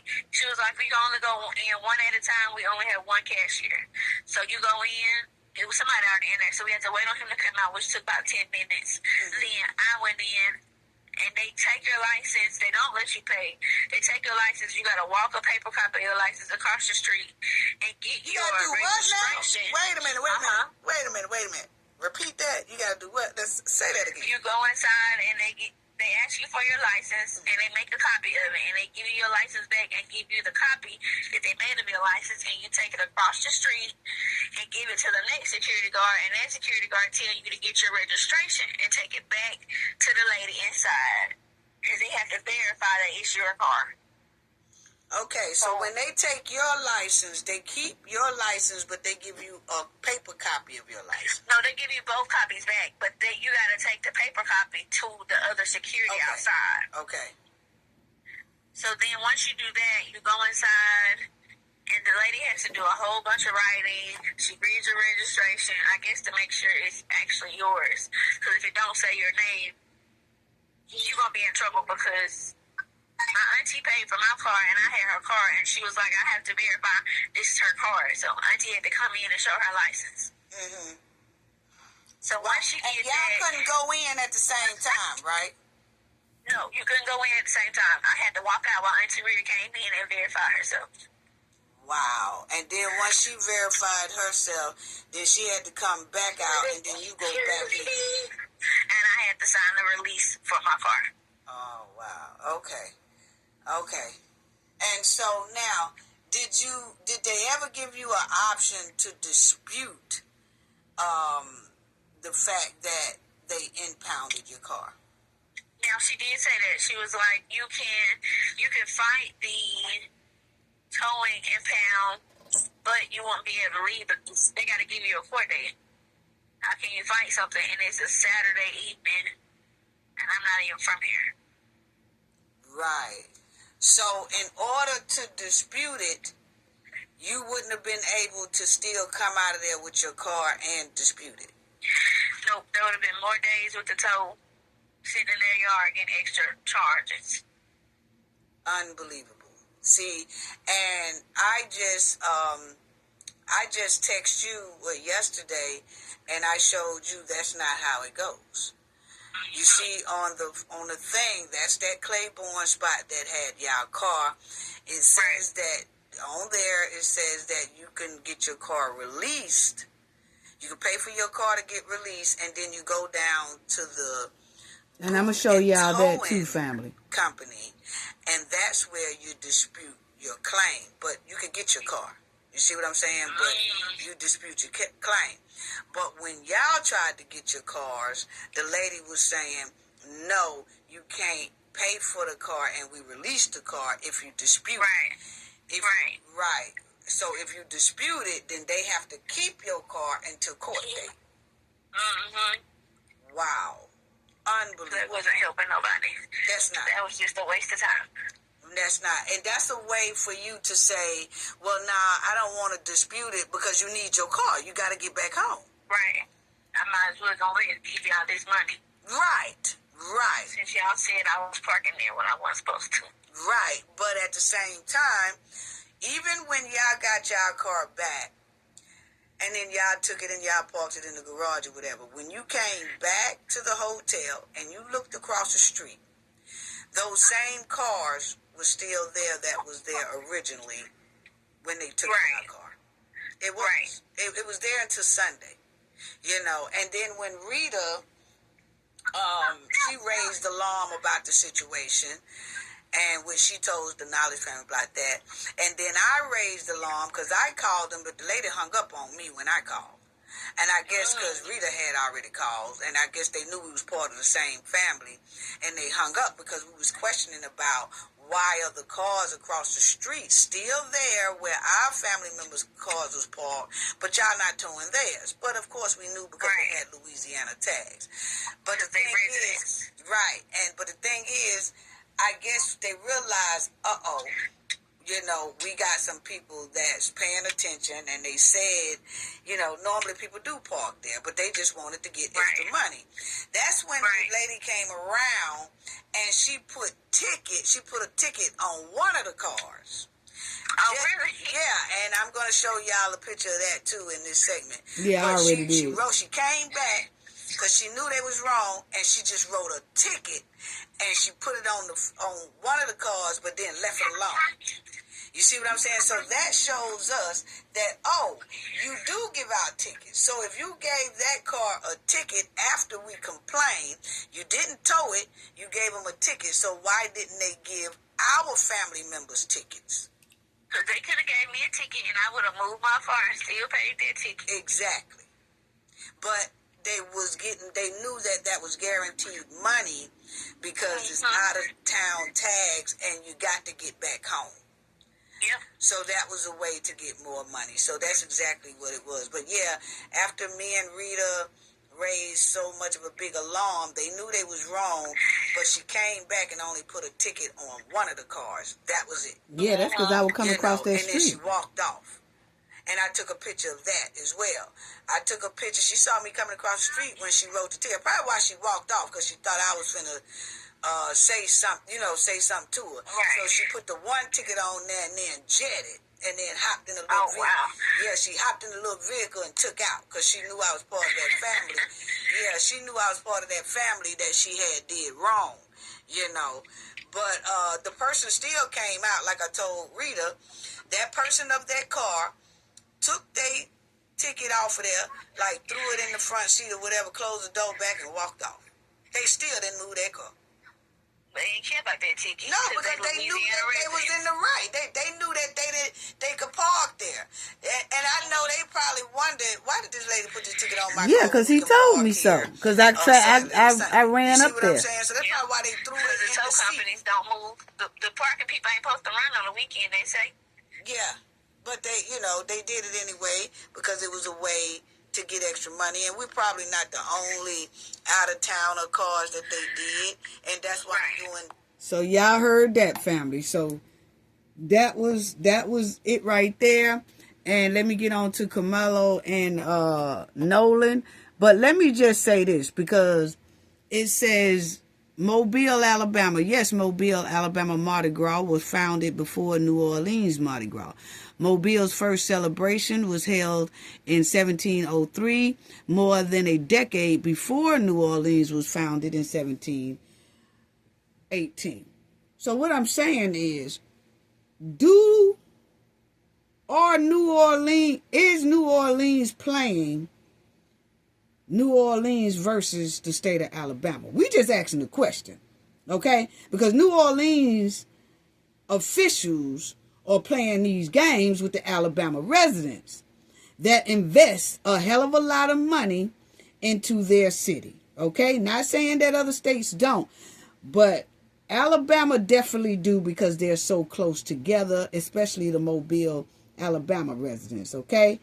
And so if they playing Alabama versus New Orleans, and we're going to start dogging the visitors from Alabama, and we're going to start towing their cars and doing them dirty, hey, don't bite the hand that helped feed your ass. New Orleans city leaders. That's who I'm talking to. Not the New Orleans resident. The city leaders.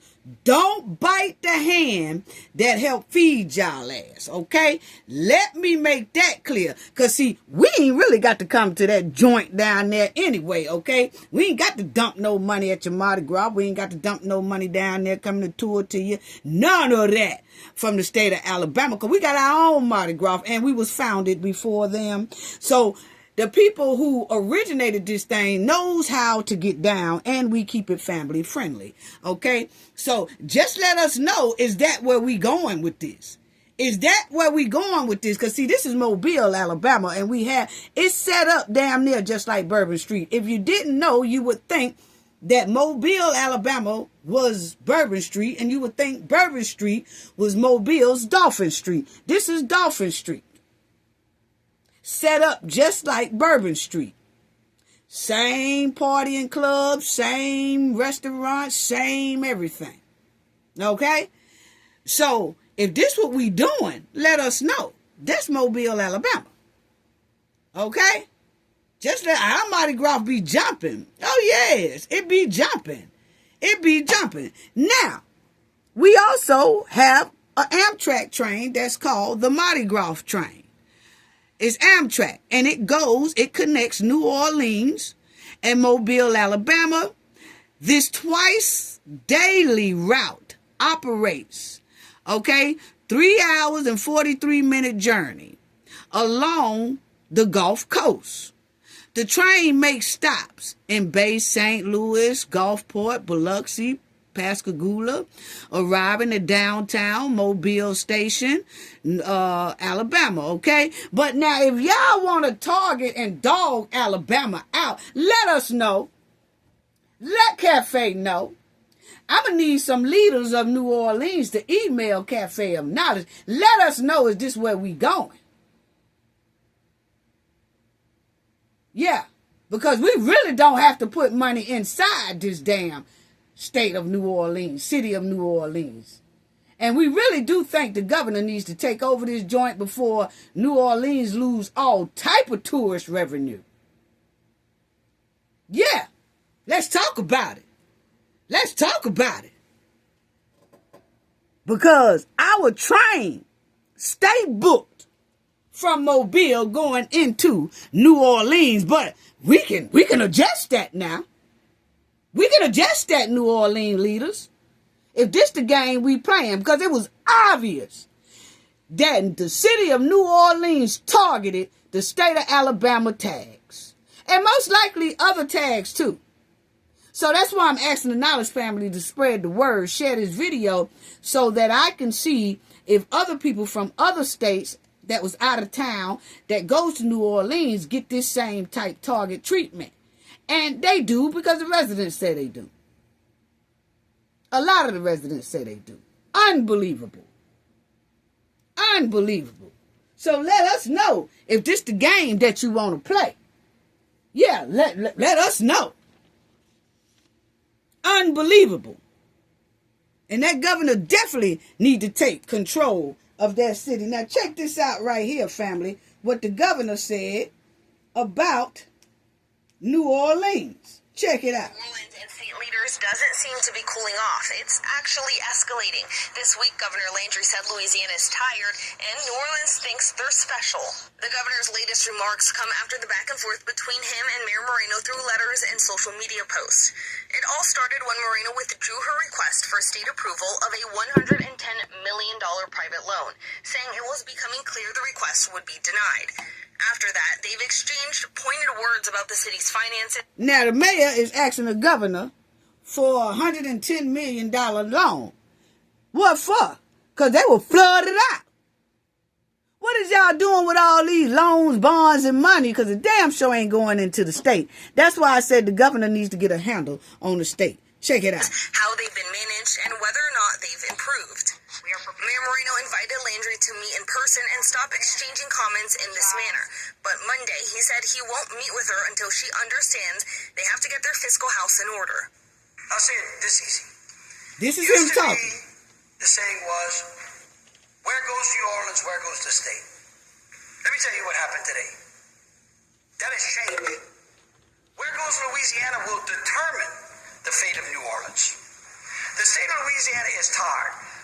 New Orleans thinks they're so special. They used to have 4 assessors, 2 clerks, a sheriff that ran at a different time. I mean, just on and on. That parish is going to operate exactly like the rest of this state. And the people of this state want that. So when the mayor recognizes that, and when she understands that they have to get their fiscal house in order, just like this state has got its fiscal house in order, we'll have a discussion. Former Lieutenant Governor Jay Darden says it's unfortunate it's gotten to this point and says what's happening right now is not in Louisiana's best interest. It's not a competition between New Orleans and the rest of the state when it comes to promoting Louisiana. I mean, we need to be all on the same page from an economic development standpoint and a tourism standpoint. He says the governor and the mayor need to talk to each other directly. We just need to be able to communicate with one another and talk about how we resolve differences instead of continuing to try and create further division. Political analysts we've talked to say the governor and the mayor need to come to a solution soon, but that doesn't seem to be on the horizon. Alyssa Curtis lifts all boats, and Louisiana's future depends on recognizing the unique strengths of every community investing in those. Well, it just shows that the governor is not very happy with New Orleans. And, you know, it was a man that came in there and said, you know, well, they don't need to be bickering back and forth. We need to get along. The only way they need to really get along is if that governor take over that city. I'm sorry. Straight. They running it. The leaders are running it like dumpster trash. Okay, let's move on because I done took a lot. This video gonna be lengthy. Y'all, if you can't finish it all, come back and do a replay. But please watch the whole show because we got a lot of tea in here today, family. Okay, now check this out right here as well. Let's move on to Nolan. And this is the thing about that Claiborne place that took the car. As y'all will see, that is the place that impounded the car. Okay? The 2 cars in our family. That's them right there. And then y'all will see, it says here, if you feel your vehicle was towed unjustly or illegally, you can pay to release your vehicle and then file to contest the ticket or towing fee through the City of New Orleans dispute boot tow process. Now, as y'all notice, my cousin said the lady at the place didn't give her this option, which is again illegally. They did that shows signs of corruption. Because remember, the lady only gave my cousin and then my son only an option of if they dispute it, they would have to keep their car and they can't get their car back. Well, if you look at this article, and I also did more research, that's a lie. Well, see, they didn't want them to dispute it because they would have got in trouble because they know they did something wrong. They didn't want them to dispute it. That's why they said, well, if you dispute it, we have to keep your car until court date. They lied. But they did that so that they would say, oh, nah, that's all right then. We don't want to dispute it because we need our car. So that way they got over. But that's not how the rule goes. It says simply right here that they could have disputed and got their car back. They could have paid to get their car back and then went to dispute the claim at the City of New Orleans Tow and Boot Company. But they lied to my family and said if they dispute it, they can't get their car back, which is a lie. Unbelievable. And this is the people who told that lie. The City of New Orleans, 400 North Claiborne Avenue, was just about 4 blocks from the hotel. Wow. Wow. Okay. So, let's get to Nolan. Remember, family, when I was telling y'all about it felt like an underground type of situation going on, and that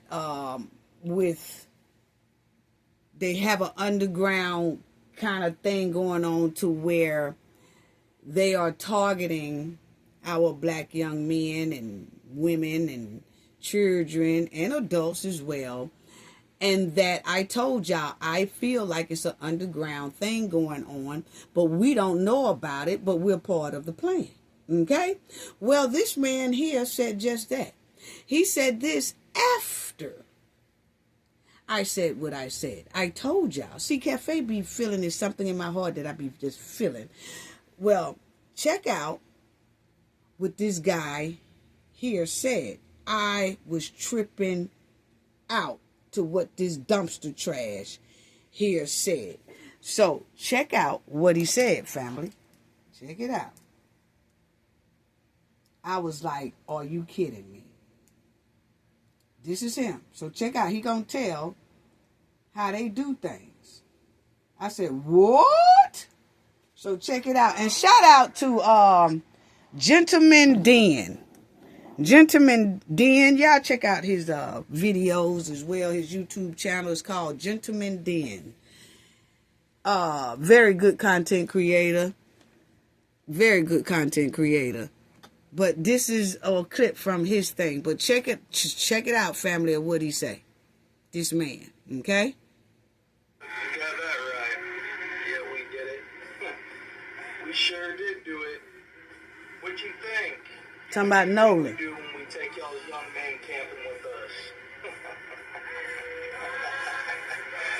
We know them boys don't know how to swim. Wow. Yeah. We throw them in that water. We say, swim, boy, swim. Woo! Learn how to swim, boy. You can't do it. You can't do it, boy. Y'all ain't ever gonna learn how to swim. Look at him. Look at the devilish behavior. The boys did it. This is a damn tradition for us. Yeah. We'll see about that. Tradition. We take you boys out in the woods. We throw you in the swamp. We throw you Wow. in the creek. We throw you in the springs and rivers. Yeah, we throw you in the oceans. Hey, y'all can't do a damn thing.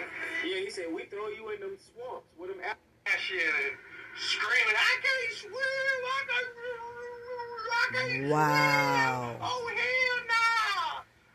But you know, it ain't our fault. It ain't our fault you're fucking stupid. Grown man don't know how to swim. Yeah, what y'all think we do? You know, yeah, it's a big conspiracy. You know, every 6 months this skin tone, we all get together in our neighborhoods and we have like a little neighborhood meeting. And y'all ain't invited. Didn't I tell y'all, family?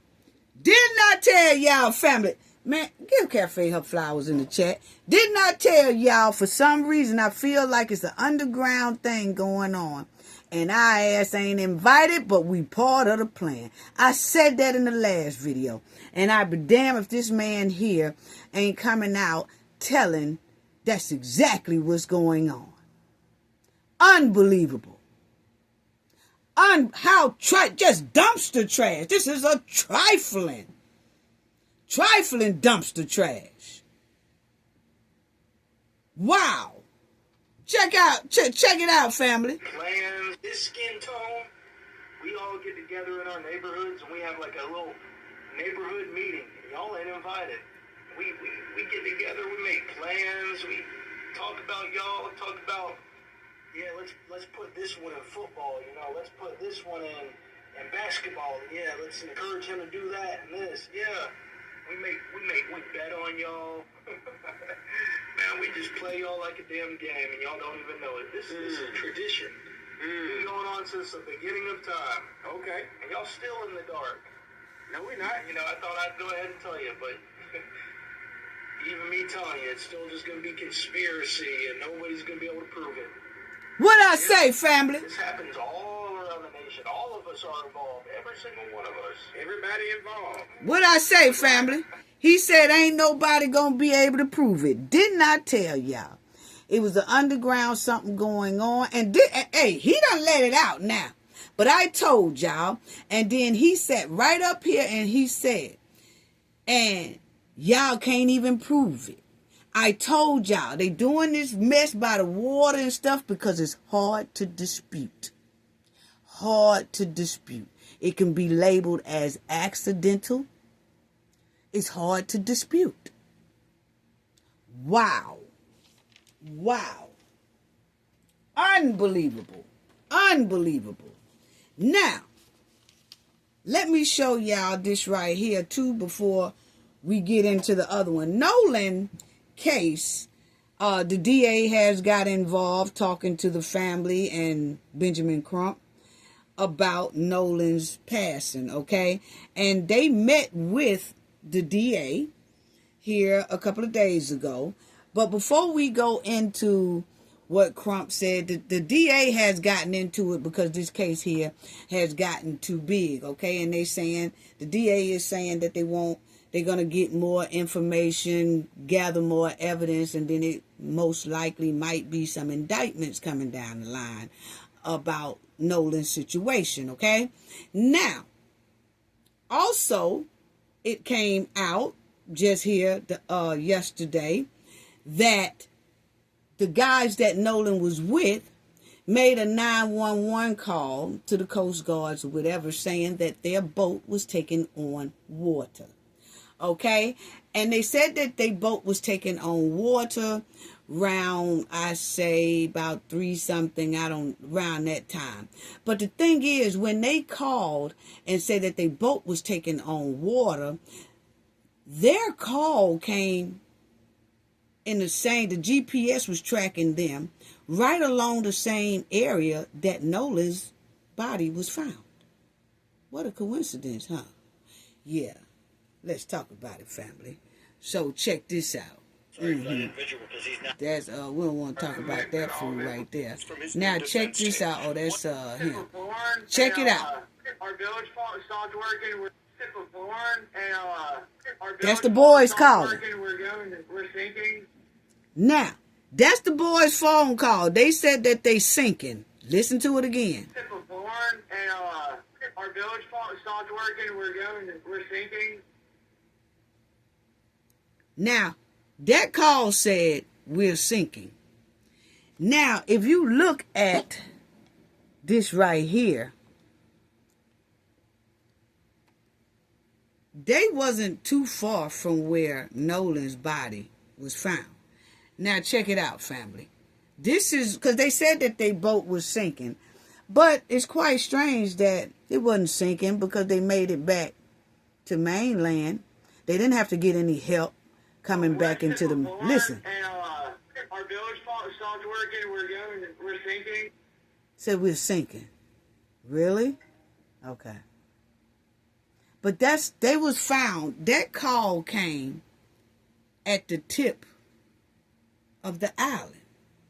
The tip of the island is also where Nolan was found. Quite strange, isn't it? I'm just saying. That call when they said that their boat is sinking. Okay? You can see it right there. We're at the west tip of Horns Island, and that their pump stopped working. We're sinking. Well, if the pump stopped working and they're sinking, it takes them an hour from that spot to get back to the mainland. But for some reason, they made it to mainland without the boat sinking. See, if a boat is taking on water like that, and the way they talk about, he was so calm with it. Hell yeah, we just calling in to say that the boat is taking on water and the boat is sinking. They wasn't really frantic or anything like that. So my thing is, my opinion, I'm asking a question, was that call made so that they can use that as an alibi because they knew something had just happened to Nolan? I'm just asking a question. But when they made that call, that GPS put them and that call in the same area that Nolan's body was found.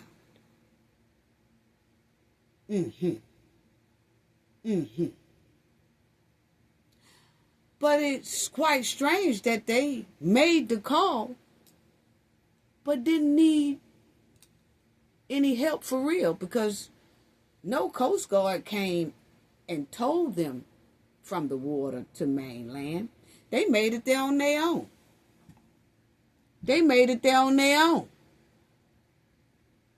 An hour and something away, you said the boat is sinking.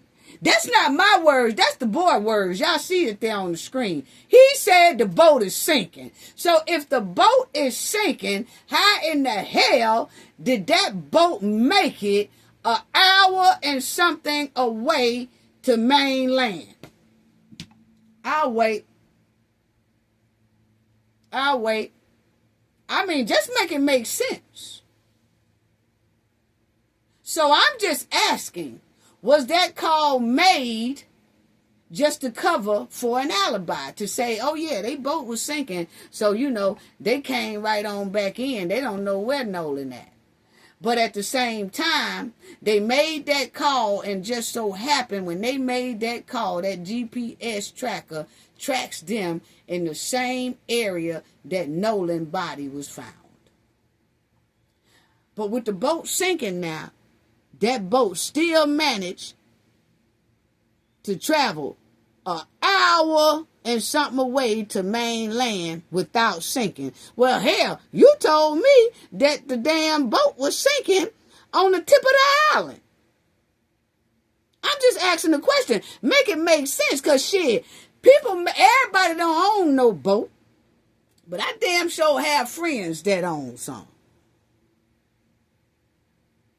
And if that boat taking on water to the point that the boat is sinking, how in the hell is we going to make it an hour and something away in that sinking boat? I'm just asking a question. Make it make sense. Please, make it make sense. He said that the pump stopped working. So what did they do? Paddle? Did they paddle that boat with some paddles? An hour or something to mainland.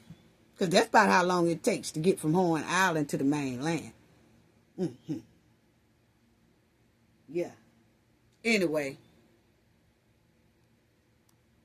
Yeah. That's what you see right there. Say body found. Now check this out. Hold on.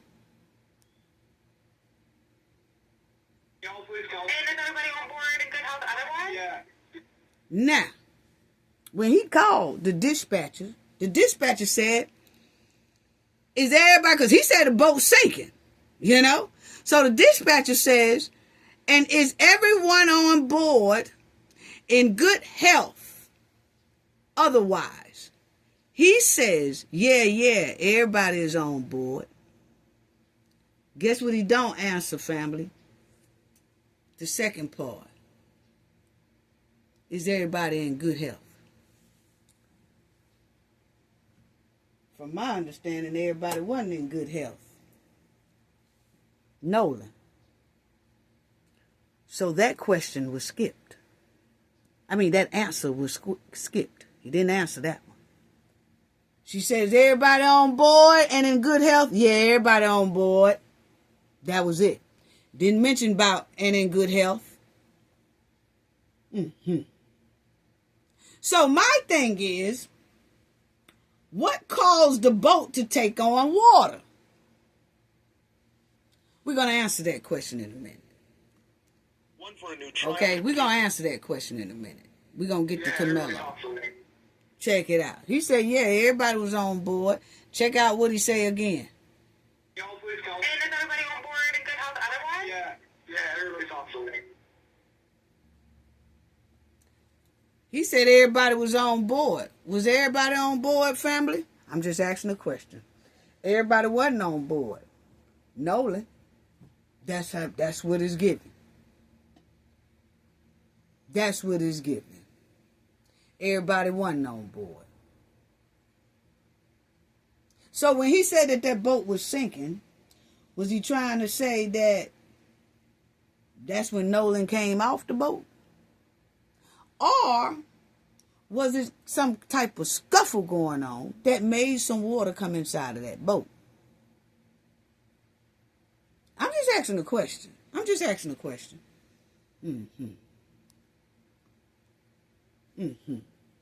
Because everybody wasn't on board. She said, everybody in good health? So that was it. So they boat was pinpointed in the same area Nolan's body was pinpointed. Wow. So what happened?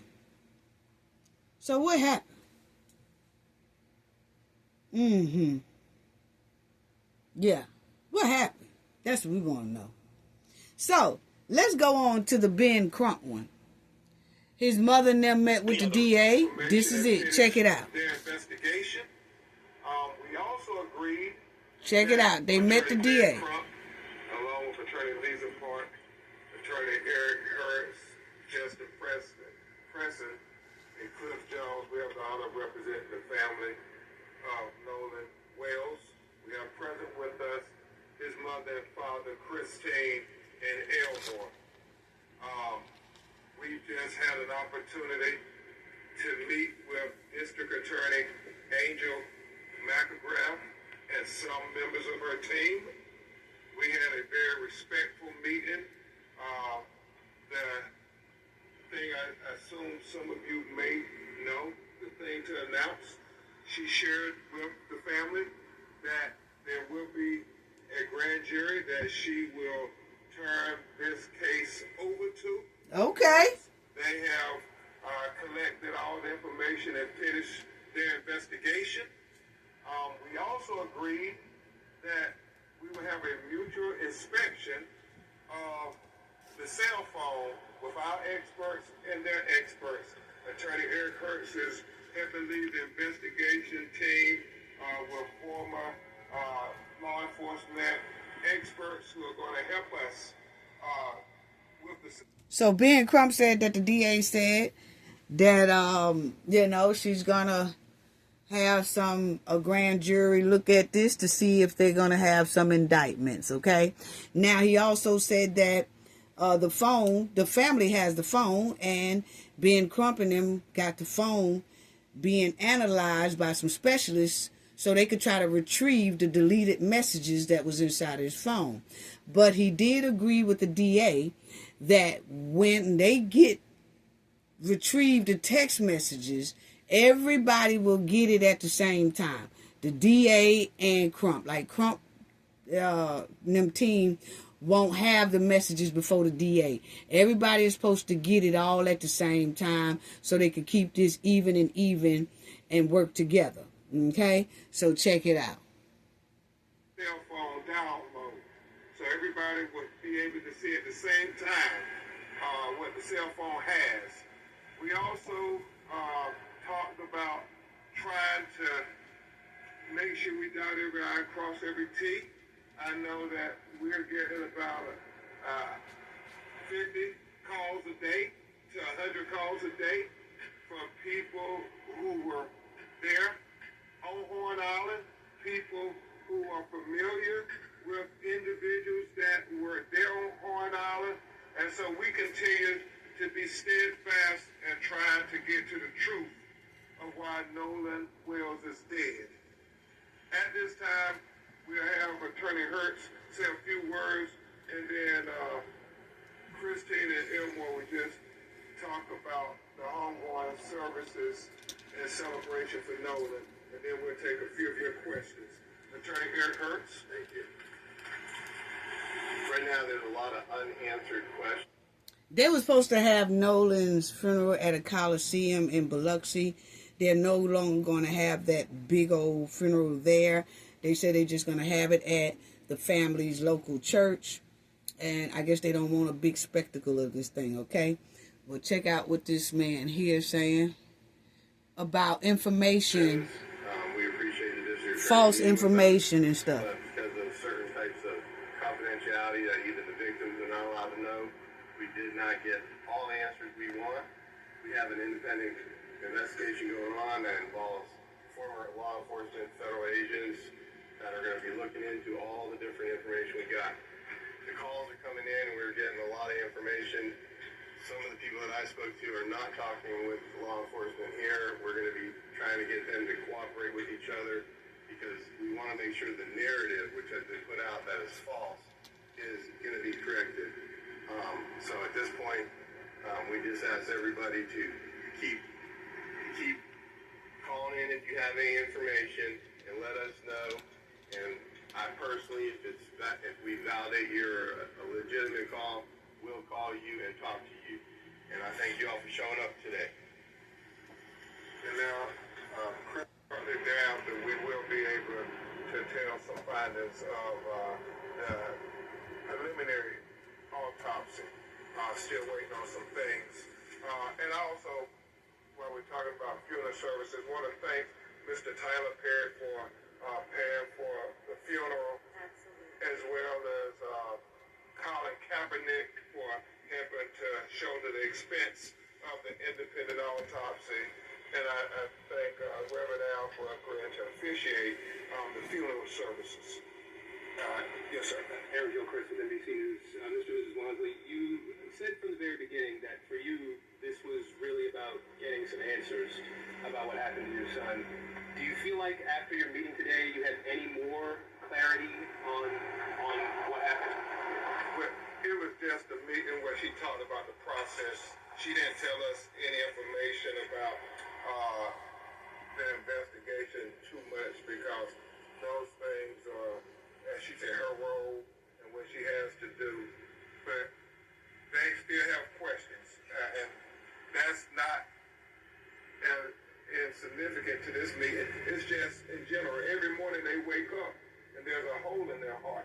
And they are trying to say, what happened to my son? Obviously, they feel strongly that he would not have just stayed behind. He wouldn't have left his cell phone.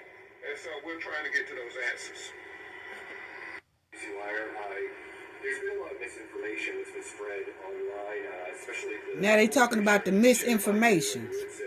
Well, I didn't share it. I reposted it. We're reposting everything. Let's make it clear. We're reposting everything because we're trying to get people to come in and call. And so we've said from the beginning we're in a ferocious search for the truth.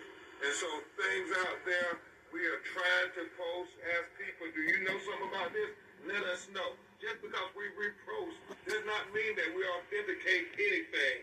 Look at Now, Ben Crump is talking about that reporter asked him, you posted the picture of that pool party that Nolan was at, and a lot of people were saying that pool party picture was supposed to have been after they left the island, okay? But they're saying that that picture was taken about 3 days before Nolan became missing. That wasn't part of that day. But a lot of people were saying that, oh, this is the pool party picture that was taken the same day that Nolan disappeared, and it was that night Nolan was at the pool party.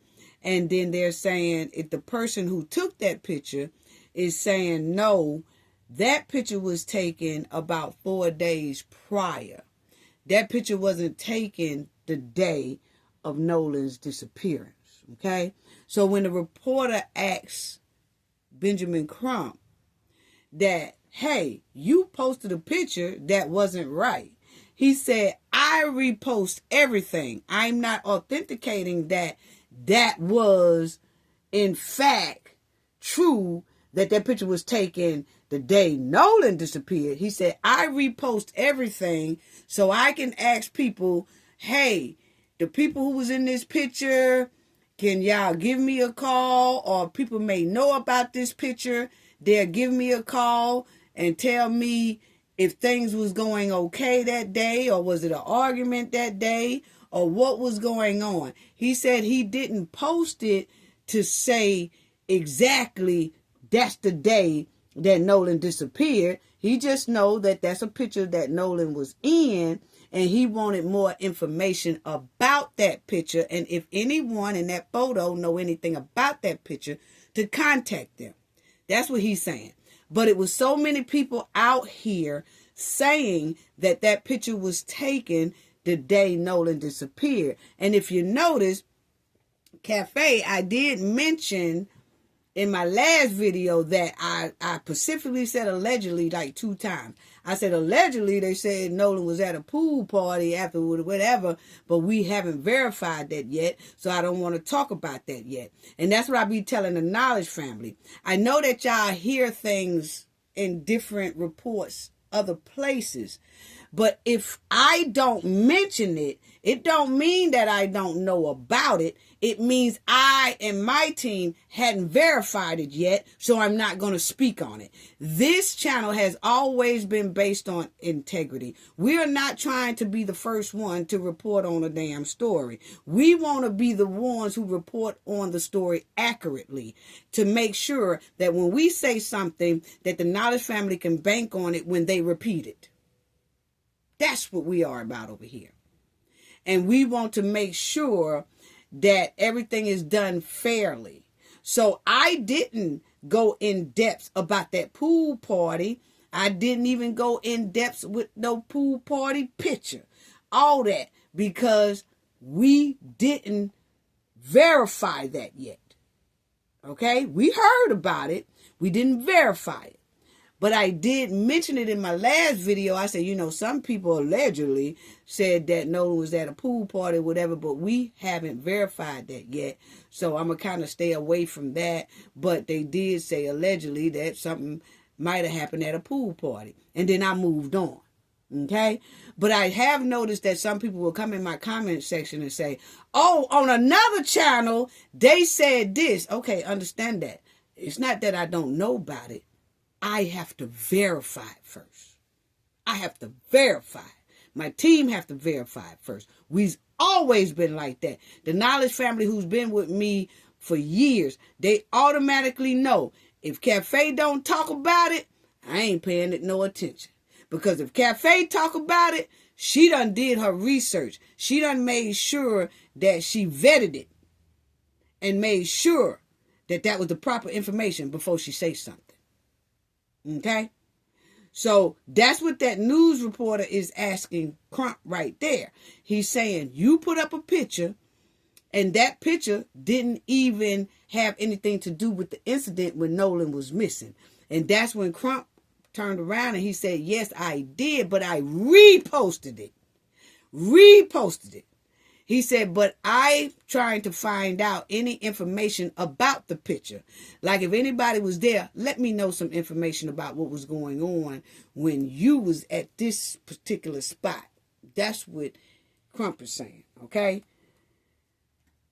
So, on social media, we have always been very careful to say this is a repost, and just because we repost does not mean that we authenticate anything. Look at our social media. We have always been very careful to say this is a repost, and we almost always give a declaration that that's what it is, a repost. And so we want people to continue to call about everything, videos, whatever interactions they saw, and thank God we are getting dozens of people calling every day saying, I was on Horn Island. This is what I saw. I know these individuals. This is what we know. They said, we understand the sheriff's investigation has hundreds of people calling too.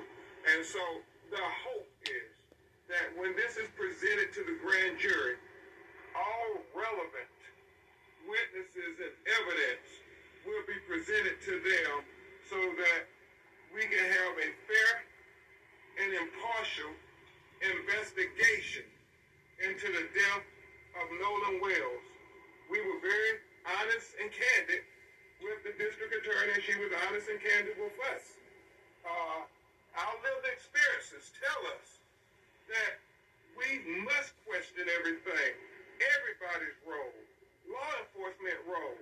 That is the lived experience of us as black people in America.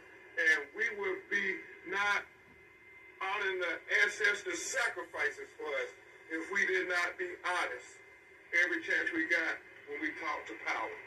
False narrative out there. Well, I've seen one few of those. So now he's talking about the false narratives that's out there. He's going to speak about that, family. Because there's a lot of false narratives going around.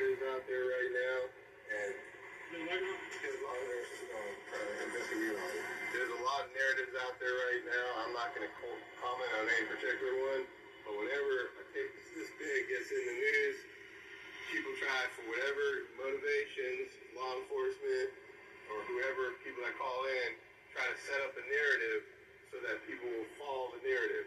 Our job is to cut through all the noise and find the truth. And the truth needs to be found by unbiased investigation as well as unbiased lawyers and all the people that are out here, all you investigatory journalists and everyone else. We just ask that you keep an open mind until we get to the truth. And one of the things I will say, we are trying desperately to figure it out. And we don't profess to have all the answers, but boy, we're trying. And so when people call and tell us this is this person, and then we get somebody saying that, no, this isn't that person, we're trying to balance it all. So we want to even be more careful ourselves to make certain that we're trying to get people to come forward. Now he's talking about, my bad, family. And there are a lot. Now he's talking about when people said, you know, when they said that it was a confrontation on the island, and they said Nolan was telling somebody, give me back my freaking phone. Well, one of Nolan's friends done came out and said, no, that wasn't Nolan that said that. That was me. So what Crump is saying, they're going to have a special analyst to analyze that.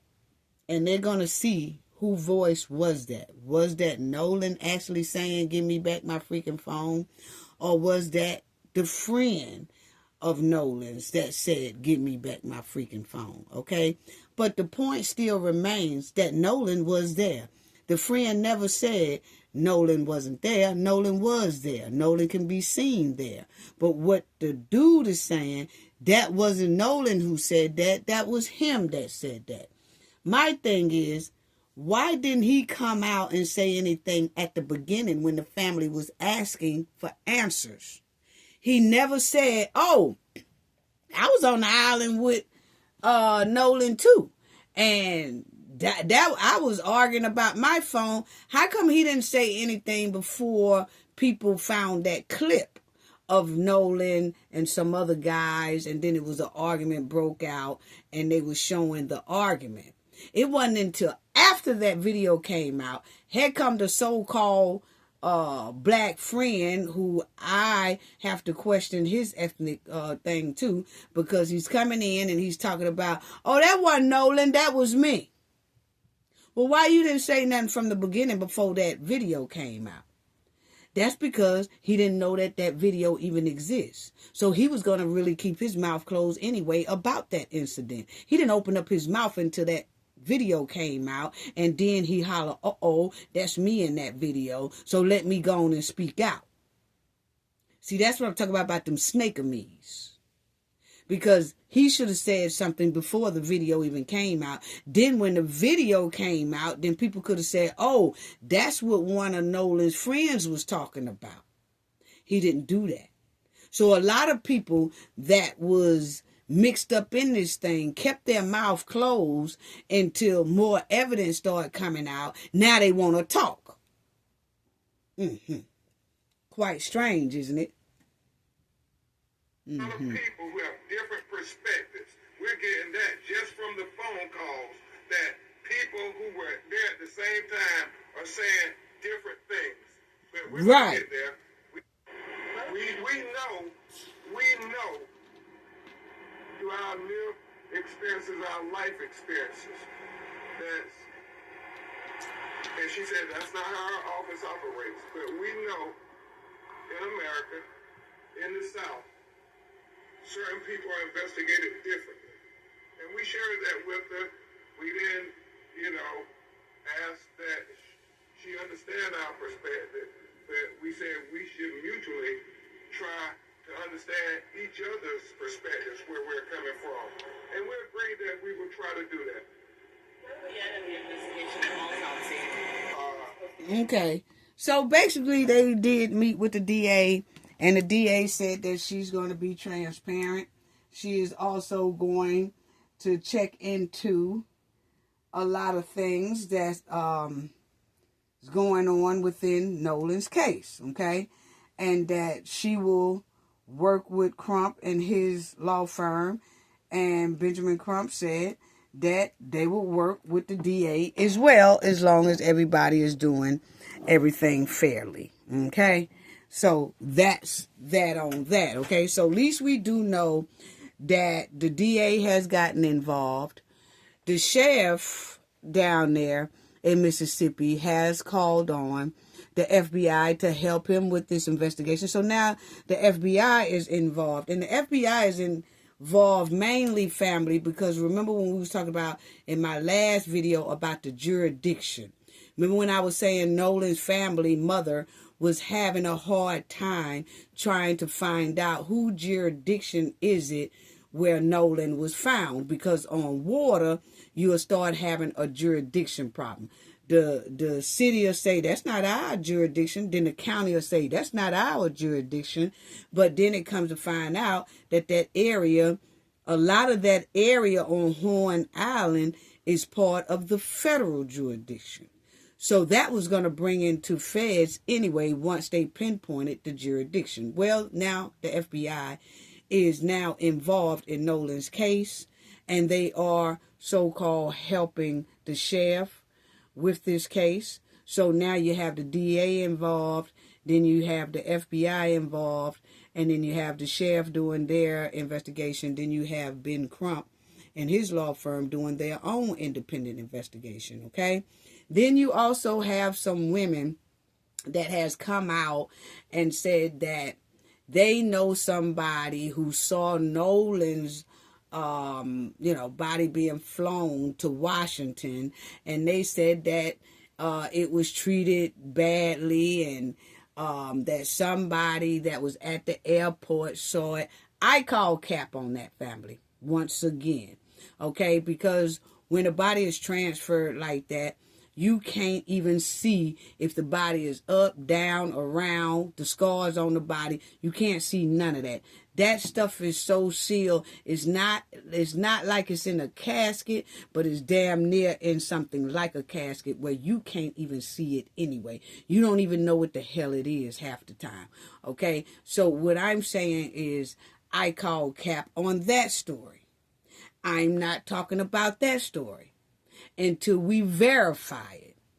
But the information that we have on our end so far, that is cap. Okay? So, now,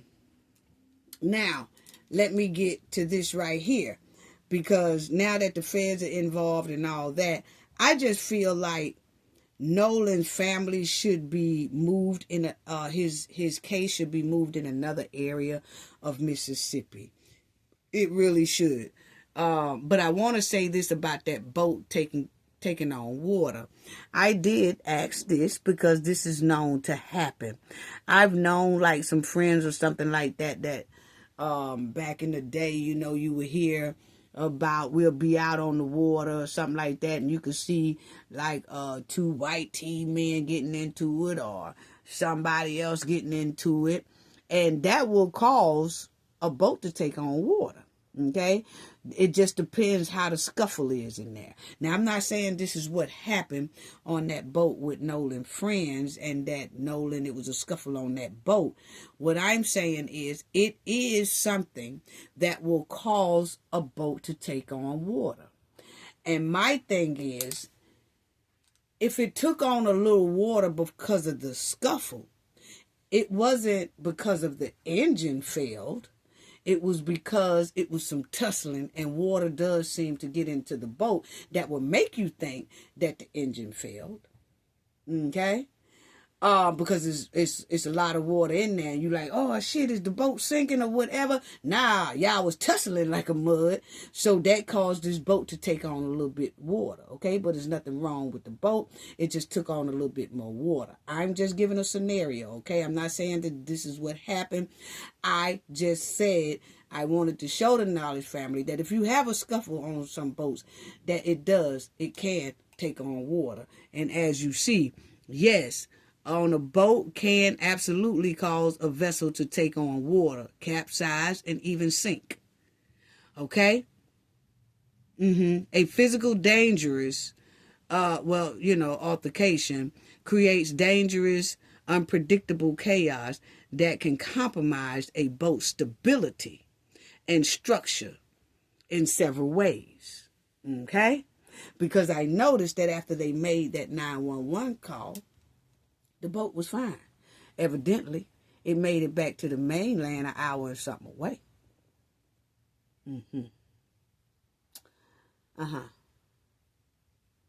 And where's this broke engine or whatever that they say stopped? Where is it at? Do they have the piece to that to show that fits that boat? Was it ever put in the shop? Where's the piece to it that stopped? Was it replaced? Yeah. But anyway, so I just wanted to show the family that. And then you have the stepmother. This is why I said I think this case needs to be moved strictly up out of the area of Ocean Springs and stuff. I think this needs to be in a whole nother part of Mississippi. I'm not too confident that any area of Mississippi would do this right, but anyway, it don't need to be in this area, because then you have the stepmother who is a judge. She's a stepmother of one of the boys. She's a judge, and hell, before all the stuff really came out, she automatically started trying to cover and talk about, oh well, the boys boat had some sinking to it, and it wasn't their fault, and this and that. She just came out. Well, she should have kept her mouth closed, because a judge ain't supposed to be saying nothing anyway. And her name is Ashley Cole, okay? And so she's a court judge, and she graduated with Nolan's mother, okay?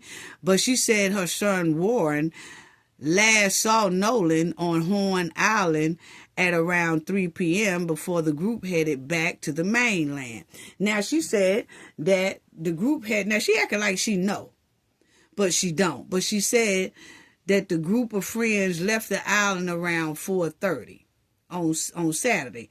And then she'll come back and tell another story and say they left around 3 p.m. So which one is it? But according to the GPS, they left around 3 something.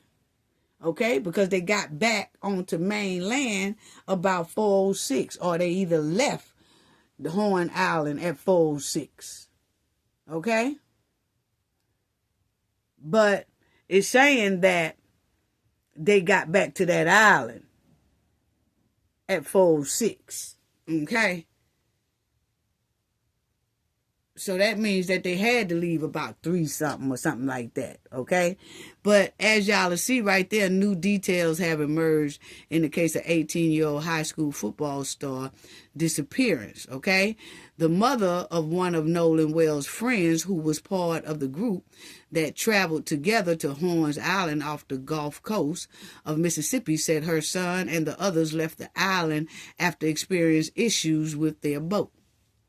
Okay, but at the same time, when they called for help on this boat, family, when they called for help, the GPS put them right in the area of where Nolan Wells' body was found.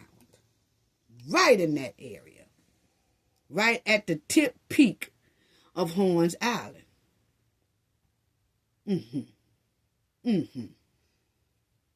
Wow. Wow. And this was, once again, that judge, she's sticking her nose in stuff she ain't got no business. Because the judge ain't really supposed to be saying nothing. She really not. I don't give a damn if that's her stepson or not. She's supposed to keep integrity, keep her mouth closed, and wait on all the evidence and things like that. She's not supposed to jump to the conclusion and start protecting her stepson, because that shows then she can't be unbiased. Okay?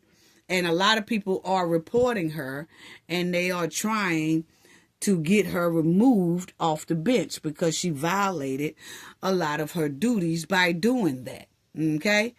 So, as y'all will see, the GPS data from the Mississippi Department of Marine resource obtained by CBS News track movements of the boats that carry Nolan Wells to Horn Island on July 4th. Okay? Wells was found deceased after going missing following an outing. So that GPS basically tracked him. The vessel left the dock approximately at 9:56 a.m. that morning and arrived at Horns Island at 11:14 a.m. Okay? So they got there they left the mainland going to Horns Island about 10 o'clock. They got to Horns Island about 11:14. That was about an hour and 14 minutes it takes to travel.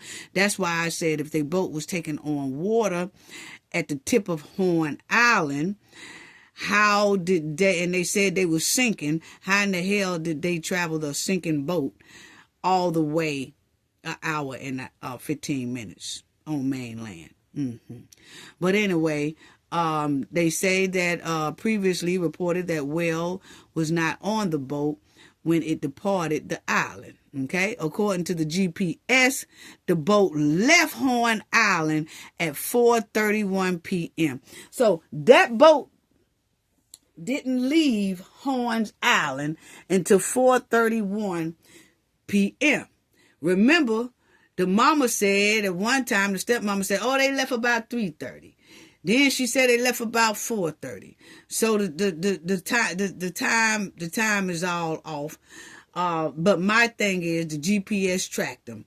So those guys about made that call that the boat is taking on water. They had to make that call around about 4:15, 4:30. Okay, because it says that the boat left Horn Island at 4:31 p.m. and returned to its original departure dock, which is the main land. Okay, it then traveled into Fort Bayou around 5:52 p.m. before returning to the dock at 6:06 p.m. So my thing is, if that boat was taking on water at Horns Island, and if it was sinking, how did that boat go an hour and 15 minutes back to its original departure, which is mainland? Then the boat travels again on water to Fort Bayou. So the boat not only makes an hour and 15-minute trip from Horns Island at 4:31 back to their destination, which it takes an hour and 15 minutes, okay? So they made it there about, 5:52 is what it says. Then they gets back on that same boat that's supposed to be sinking, and they travels to Fort Bayou in that same boat. Around 5:52, they travels in that boat again. So it don't seem like too much wrong with that boat, does it?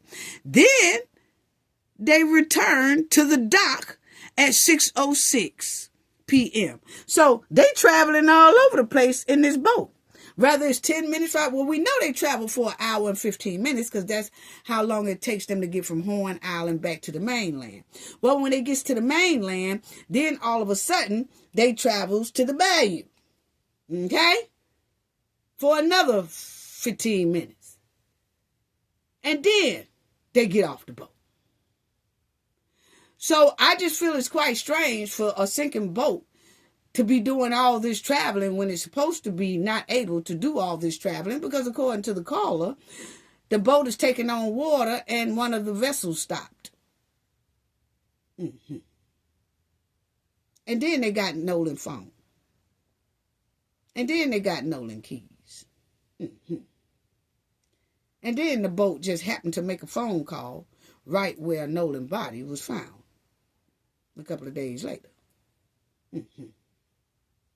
So, I'm just saying, I have a right to my opinion to say, okay? But we will see what's going on. I want to see if that autopsy going to show that Nolan had any water in his lungs, and was Nolan all the way gone when he hit that water, or was he halfway gone when he hit that water? But I just can't wait to see the autopsy. Because I know damn well Nolan didn't jump in that water trying to swim all the way back to mainland when it takes an hour to get to mainland on boat. So what happened to Nolan? Now, so I just wanted y'all to see that right there. The math ain't mathing. The math ain't mathing, family. I'm sorry. Because as y'all see, according to the GPS data, the boat left Horn Island, like I said, at 4:31 p.m. and returned back to its original departure dock, and then traveled into the Fort Bayou around 5:52. And then before returning to the dock at 6:06. So they did a lot of traveling. Later that evening, the boat went to the Fort Bayou boat launch at 7:19 p.m. according to the MSDMR reports. From there, it traveled over land. So then that means then they hooked it up about 7:19. They hooked it up to the back of the truck or whatever, and they hauled on and went on home. Okay? So the vehicle was towed. It was towed by a vehicle. That's how you do. You put it on the back of the vehicle, and you go on. It goes to the Biloxi, Mississippi. That's where one of the boys stay who owns the boat. Okay? And then you'll see right here that the MSDMR reports indicate that the boat owner, his mother, and one other individual who was reportedly with Wells on the day of the incident have cooperated with the investigation. Okay. And then they said the department's report ended on July 5th, following notification that the Jackson County Sheriff Office would take over as the lead investigative agency. So notice that, family, that while this MS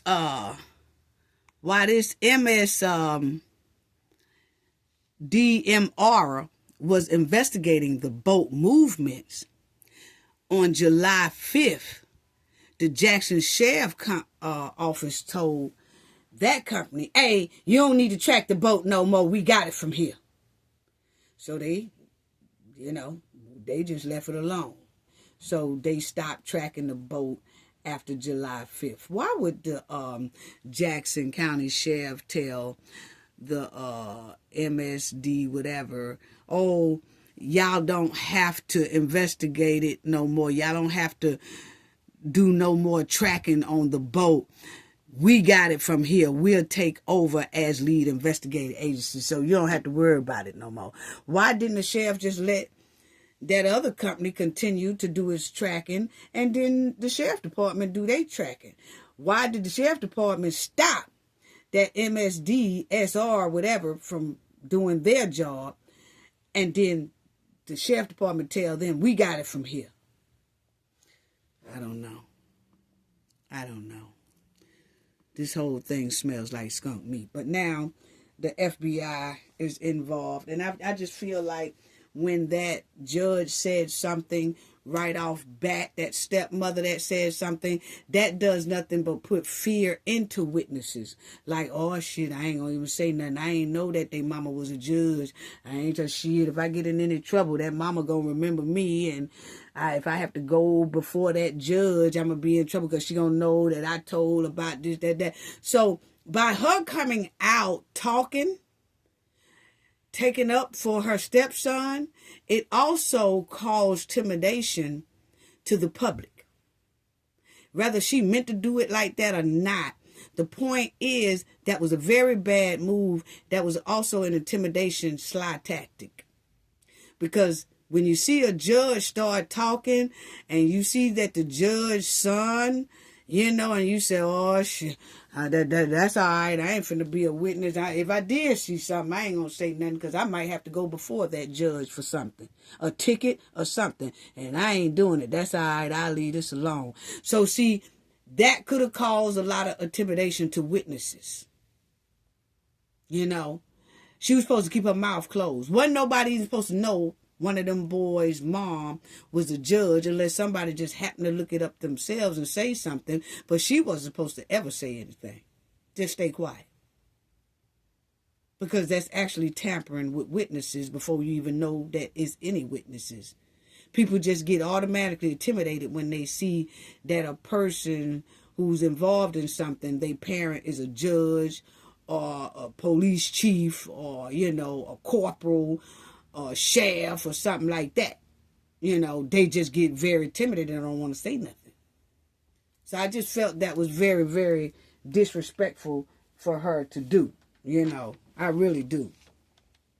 But two things changed this week in Nolan's case. That was the FBI has gotten involved. The DA has gotten involved. The family and Ben Crump met with the DA as well, and the sheriff has asked for the FBI help, and the sheriff has changed his tune from accidental death to now he's saying the case is still open. And my thing is they were saying that Nolan had to be identified through dental records and things like that. Why is that if he only drowned? So I just can't wait till this autopsy come out. I know a preliminary autopsy only take about 72 hours. A hardcore, full autopsy, that takes about 6 to 8 weeks. Okay? But for a preliminary one, that only takes 72 hours, which the sheriff and them could have had theirs back already. We know that Ben Crump and them flew him to Washington. And that should only take about 72 hours. But it seems like the sheriff and them don't want to release their autopsy because they waiting to see what Crump and them autopsy gonna say. See, if they say what they autopsy say, they don't know what Ben Crump and them autopsy gonna say. So they trying to hold on to their autopsy to see what Crump say. And then if Crump autopsy say something, they're going to say, yeah, I will show that too. I'm just trying to figure out what's the holdup for the sheriff, because they did theirs first. Mississippi's, why is the holdup on theirs? Because it's been more than 72 hours. It's been damn near, 14 something days now. And they haven't said anything about their preliminary autopsy. But they was quick to say accidental drowning. But now that they done did the autopsy, I noticed they're not too quick to say that. And I feel like this, family. If it was really an accidental drowning, and that autopsy in Mississippi would have shown that sheriff would have already been untold everybody. I think the sheriff sees something within that autopsy that he don't even want to say. He just waiting on Ben Crumps to say it. Because you notice the DA done got involved. You notice that the sheriff asked for FBI to step in. He was real confident at first that it was an accidental drowning, right? So my thing is, why all of a sudden he's calling the FBI? Why all of a sudden the DA is popping in there? Okay? Why all of a sudden the DA is talking about it could be some indictments? Did Nolan body show Mississippi something different? Because notice, that sheriff was so quick to say accidental drowning, to if Mississippi autopsy would have shown accidental drowning, that sheriff would have came out quickly last week sometime when he got the autopsy report, the preliminary one. He would have came right back real quick and said, I told y'all, see, it's an accidental drowning. See, he drowned. But for some reason, Mississippi holding on to that autopsy. They ain't saying a damn word. So that lets me, my opinion, think Mississippi see a hell of a lot more went wrong with Nolan Wells when they did that autopsy. And they don't want to say it. They just waiting on Crump's autopsy to say it. And that's why the DA is getting prepared now, talking about indictments. And that's why the sheriff called on the FBI, because he already know what Crump, them independent autopsy that Cabinet paid for, gonna show a hell of a lot. What they already see. They just don't want to say it. That's my opinion. Because you could guarantee you, if that autopsy in Mississippi, they got it. They just ain't released it. Now they saying, oh, we ain't got it back yet. They did a preliminary one, right? That don't take but 72 hours. You could guarantee, if it was just a drowning, Mississippi would have been came back and said it by now. But they're not. So, only thing I have to say is that unbelievable. Now, this chick here, she said she don't know what the hell them boys talking about, that Nolan didn't stay on no damn, this is Katie. She was the one that they say that Nolan was talking to, and what Nolan friend said, oh, he wanted to stay behind with Katie. Katie said, Nolan didn't want to stay behind with me. Nolan took out of here, okay? When she said that Nolan friends were saying, hey, man, we getting ready to go. We getting ready to leave. She said Nolan told her bye and headed right to the boat where they at. Now, she is saying she didn't really see him get on the boat, but she said he did head back towards that boat. Now, when he headed back towards that boat, then she was like, okay, well, he gone. And she went on and started enjoying herself, so she didn't really see him physically get on the boat. But he said, all right, see you later, I'm finna go. And, you know, my boy's getting ready to go. And he went on towards the boat. That's what Katie said. Now, that's what Katie said, family. Okay. Yeah, she said he headed right back there. And that his friends was pressuring him to come on and end the conversation. And that's exactly what Nolan did. And Nolan was headed back to that boat. So, like she said, she assumed he made it back with his friends safely. Because once he headed back towards that boat, she headed off somewhere else and started joining the crew that she came with, okay? And she said that she assumed Nolan got back safely until she seen on the news that he was missing. You know, she said she ain't seen Nolan anymore. So, she just didn't like the fact that they was trying to put it that he left with her or he stayed with her, because she said that is not how it happened. And she said she has been in contact with the Nolan family, and has any questions they have, she's volunteering any information. She didn't lawyer up like the rest of his friends did. None of that. She says she is willing and have been talking to his family. Okay? Now, Nolan friends, on the other hand, they done lawyered up. They done unfriend Nolan on social media. Then they deleted their social media accounts. And then they had Nolan's belongings that his family had to track down in order to get. And now they won't say a word about Nolan. They ain't wrote a rest in peace Nolan, nothing. None of his homies. None of them. But she said the last she know, that Nolan had it right back with them when they were saying, come on, man, let's go. And Nolan said, all right then, and told her, see you later. So we can't wait till Nolan's autopsy come back to see what's really going on. Was he deleted? What's what? What's what? Because we really want to know. We really want to know. Because this janky ass story ain't mathing. The math is not mathing.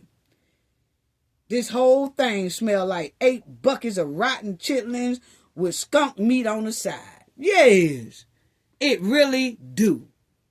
It really do. Unbelievable. But what I can say is that, why was Nolan missing since the 4th? And then none of these boys was questioned, and they had Nolan's phone. Even the people that had Nolan's phone should have been brought in for questioning, interrogation, or basically arrested for theft. Because they weren't supposed to have Nolan's phone. Nolan ain't give them their phone. But my thing is, these boys done had, if they have anything to do with this here Nolan's disappearance. I'm saying if. It's giving skunk meat. Oh, it's giving, it don't look good. But I'm just saying, if they had anything to do with Nolan's disappearance, they done had 20 days to clean up shit. They done had 20 days to hide evidence, throw away evidence, clean up evidence, cover up stuff. They done had 20 whole days or more to cover tracks and do all that. Unbelievable. Unbelievable. They didn't even confiscate the boat or check the boat for forensics. None of that. Not that we know of. Not that we know of. It's 20 days later. Damn near. He was missing on the 4th. Ain't nobody did nothing yet. Pretty soon it's going to be 24th of July. Ain't nobody did nothing yet. Most of the evidence be gone. Or to be too weak to use. Unbelievable. Was that the plan from the get-go? I'm just asking a question. Is that the plan from the get-go? Wow. Wow. Wow. And see, this right here smell like skunk meat. It really do. So let's move on to this so we can go ahead. Because family, this video is long. But that's okay. Y'all come back and do a replay. And then hit the hype and the like button for your girl. Please do. Okay? I ain't going to do now this long. This video is going very long. But check this out. Karmelo has his dream team, and they put in a motion for a new trial and for that judge to recuse himself. Now that judge said he is not recusing himself. He don't know what they talking about. He ain't gonna do it. But it look like since he won't do it, it's another judge now who has taken the case, and he's going to look over it to see if the Judge Roach needs to be recused from this case, okay?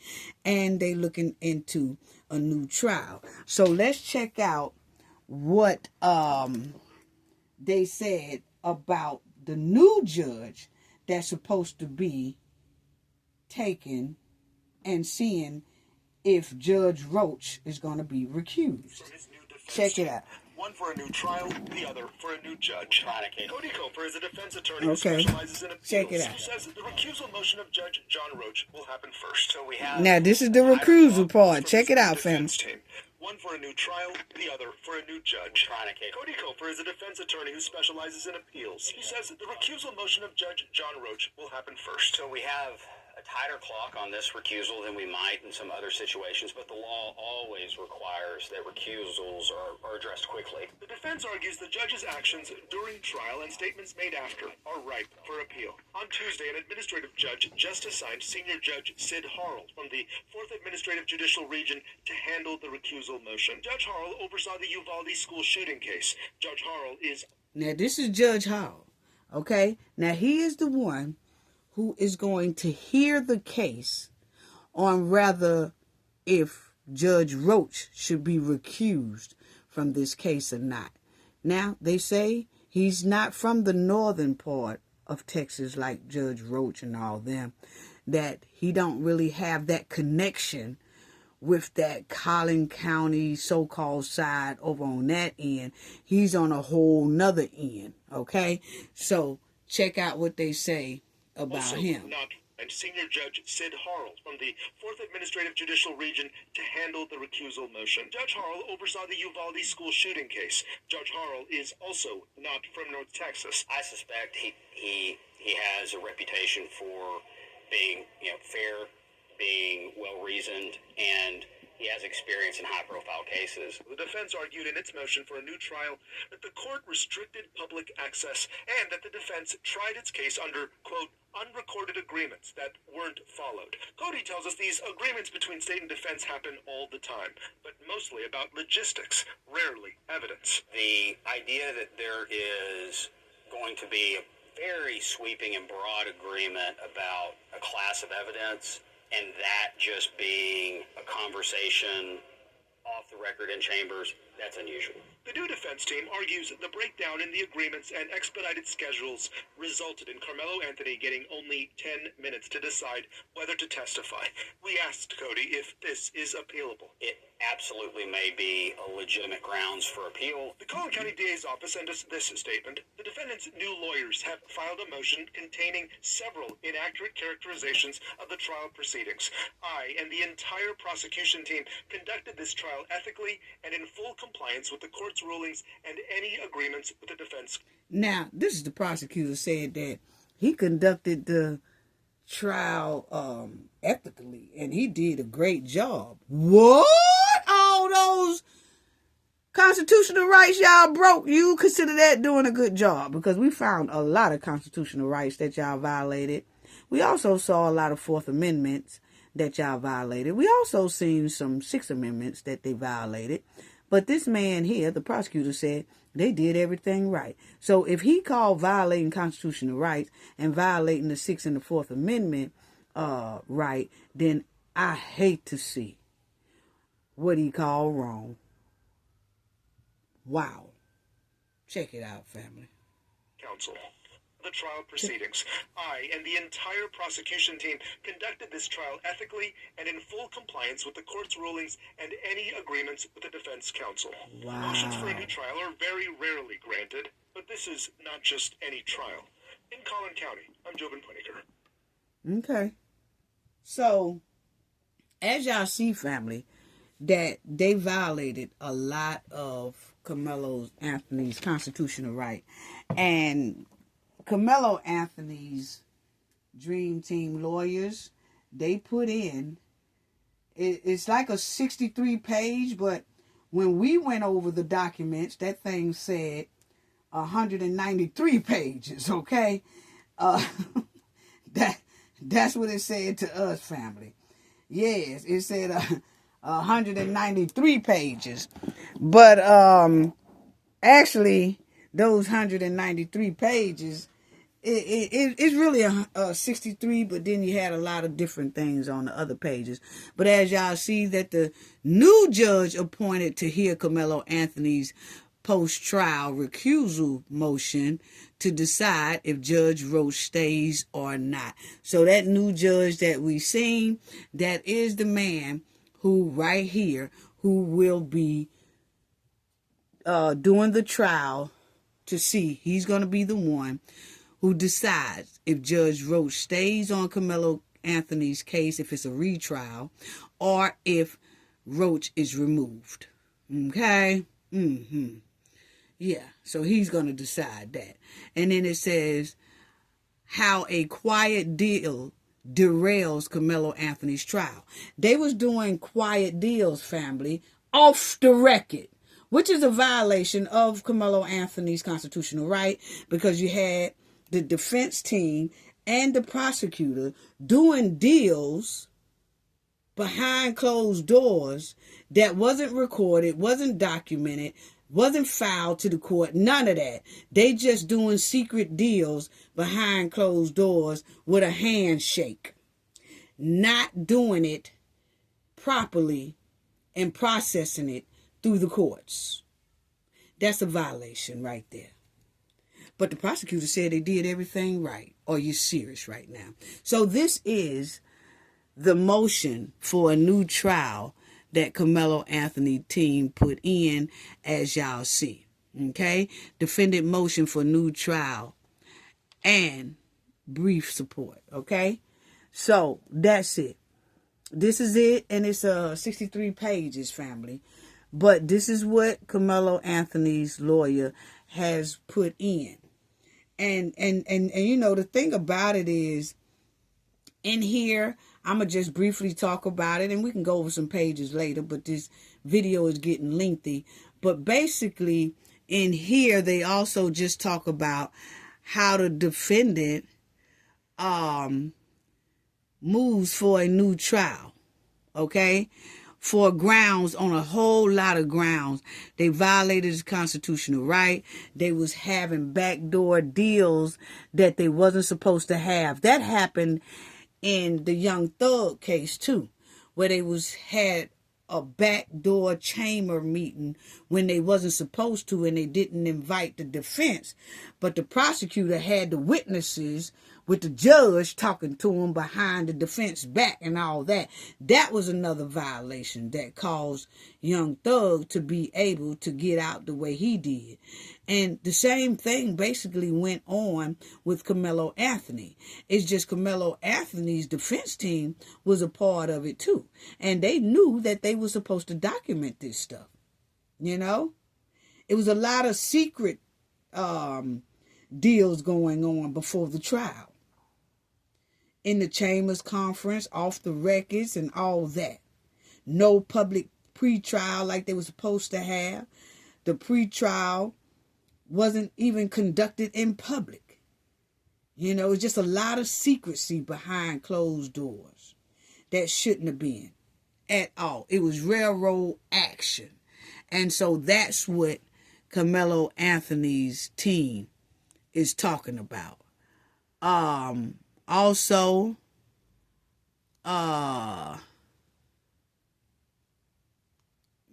they also said that it was limited public attendance to narrow daily admission periods and things like that. So they just went on and on about how they reneged, the prosecution reneged on Karmelo Anthony supposed to testify. They said at first, yeah, we will allow him to testify as long as he don't bring in character. You know, we won't bring in any character this, any character that. Then when Karmelo Anthony got ready to testify, they said, well, we renege on that. We're going to bring up anything in his past. But remind you, they didn't bring up anything in Austin Metcalf past.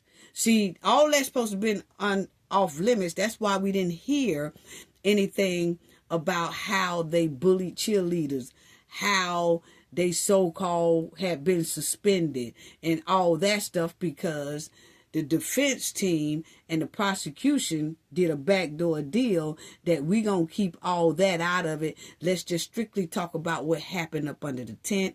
We're gonna keep all characteristics of what they did in their past out of it. Well, the defense kept their end of the bargain, never talked about Metcalf's bad behavior, bullying behavior. The defense never talked about Hunter's past bullying and behavior and suspensions and things like that. But when Karmelo got ready to testify, the prosecution said, oh, we renege. If he get up there on that stand, we're going to bring up all his stuff that he done did. Now, don't know if he's done anything that's bad. It couldn't have been nothing no worse, than what happened here up under the tent, but he was defending himself. But the thing is, they reneged on the deal. So that caused Karmelo not to even get on the stand, because once you renege on a deal like that, the prosecution can't be trusted anymore. So they had railroaded this thing from the beginning. And then, family, how about, when Karmelo Anthony put in an appeal? How about Karmelo put in an appeal June 4th? The prosecution and the court allowed him to put in an appeal on June 4th. It's like 2 or 3 days before he was even found guilty. So why would they agree to him to be able to do an appeal 4 days before his judgment comes? They don't even know if he's going to need the appeal. Well, it's given that they already had planned that he was going to be guilty, because 4 days prior to him being found guilty, they already had him sign something for an appeal. What? If that ain't grounds for a whole new trial or overturned and thrown away. Unbelievable. Unbelievable. That was low down. That's all in here too, family. And which we'll go over that most likely in the next video as well. But I just wanted to tell y'all about that. That was some dirty work right there. That was some dirty work. So right here they was talking about the gag orders and stuff that they put on so many people that was unfair. They just did a lot of violating his constitutional rights, okay? They didn't want anybody to talk about the evidence and things like that, and how they had only 10 seats or 8 seats for Karmelo family, and it's supposed to have been more than that. For the public only had about 10 seats, and then that's it. So they kind of blocked access to the public, blocked access to the Karmelo family to come inside of the court. They blocked a lot of access, but the McCaffs and the media kind of was able to have seats and have more than the seats allowed and things like that. So it was a lot of favoritism, bias, violation of the defendant's right to a fair trial. Okay? And we'll go over a lot of this some more. But they're just talking about here, these pages was just showing how the people were standing outside, couldn't get in to the public and things like that. That court was supposed to start at 8:30, and then they wasn't allowing people in there, and how they had closed meetings that they wasn't supposed to have, playing with Karmelo's constitutional rights, basically. How they reneged on the deal with him testifying. So we're gonna go into a lot of this on the next one. We're gonna go into a lot of this on the next one. But these are some of the things. But I only got just the main pages, but I don't want to go into it now. But I'm kind of giving y'all a brief on what they said was happening, okay? They was having off-the-record methods that hid the pretrial proceedings from the public. Also produced the understanding of which the entire defense was built. So like I said, they was just reneging, doing stuff off the record. As y'all see right here, off the record. A lot of this stuff was not supposed to be done off the record. It's supposed to have been documented too. The transcript, family, they won't even release the transcript. Guess where the transcript is? In the judge chambers. Why is the transcript in the judge chamber? And it hasn't even been transported by the clerk. The clerk hasn't even done it yet because the judge have it. And then the judge is saying the only way that Karmelo's new lawyer team can see the transcript is if they agree not to say anything about what's in the transcript. So Karmelo Anthony's lawyers are saying, wait a minute, we can't promise you that.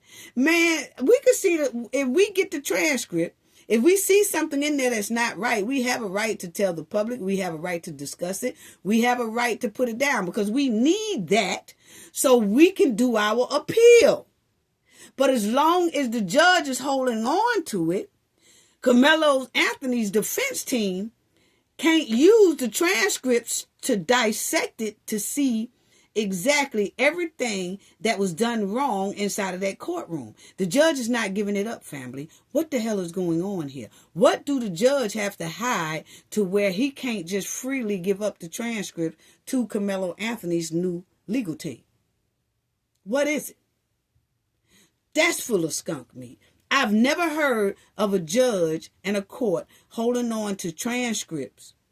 Know that a person has an appeal in, but they won't fork up the transcript so that that defendant's lawyers can look in the transcript and get prepared for the appeal, because you need that transcript to prepare for the appeal.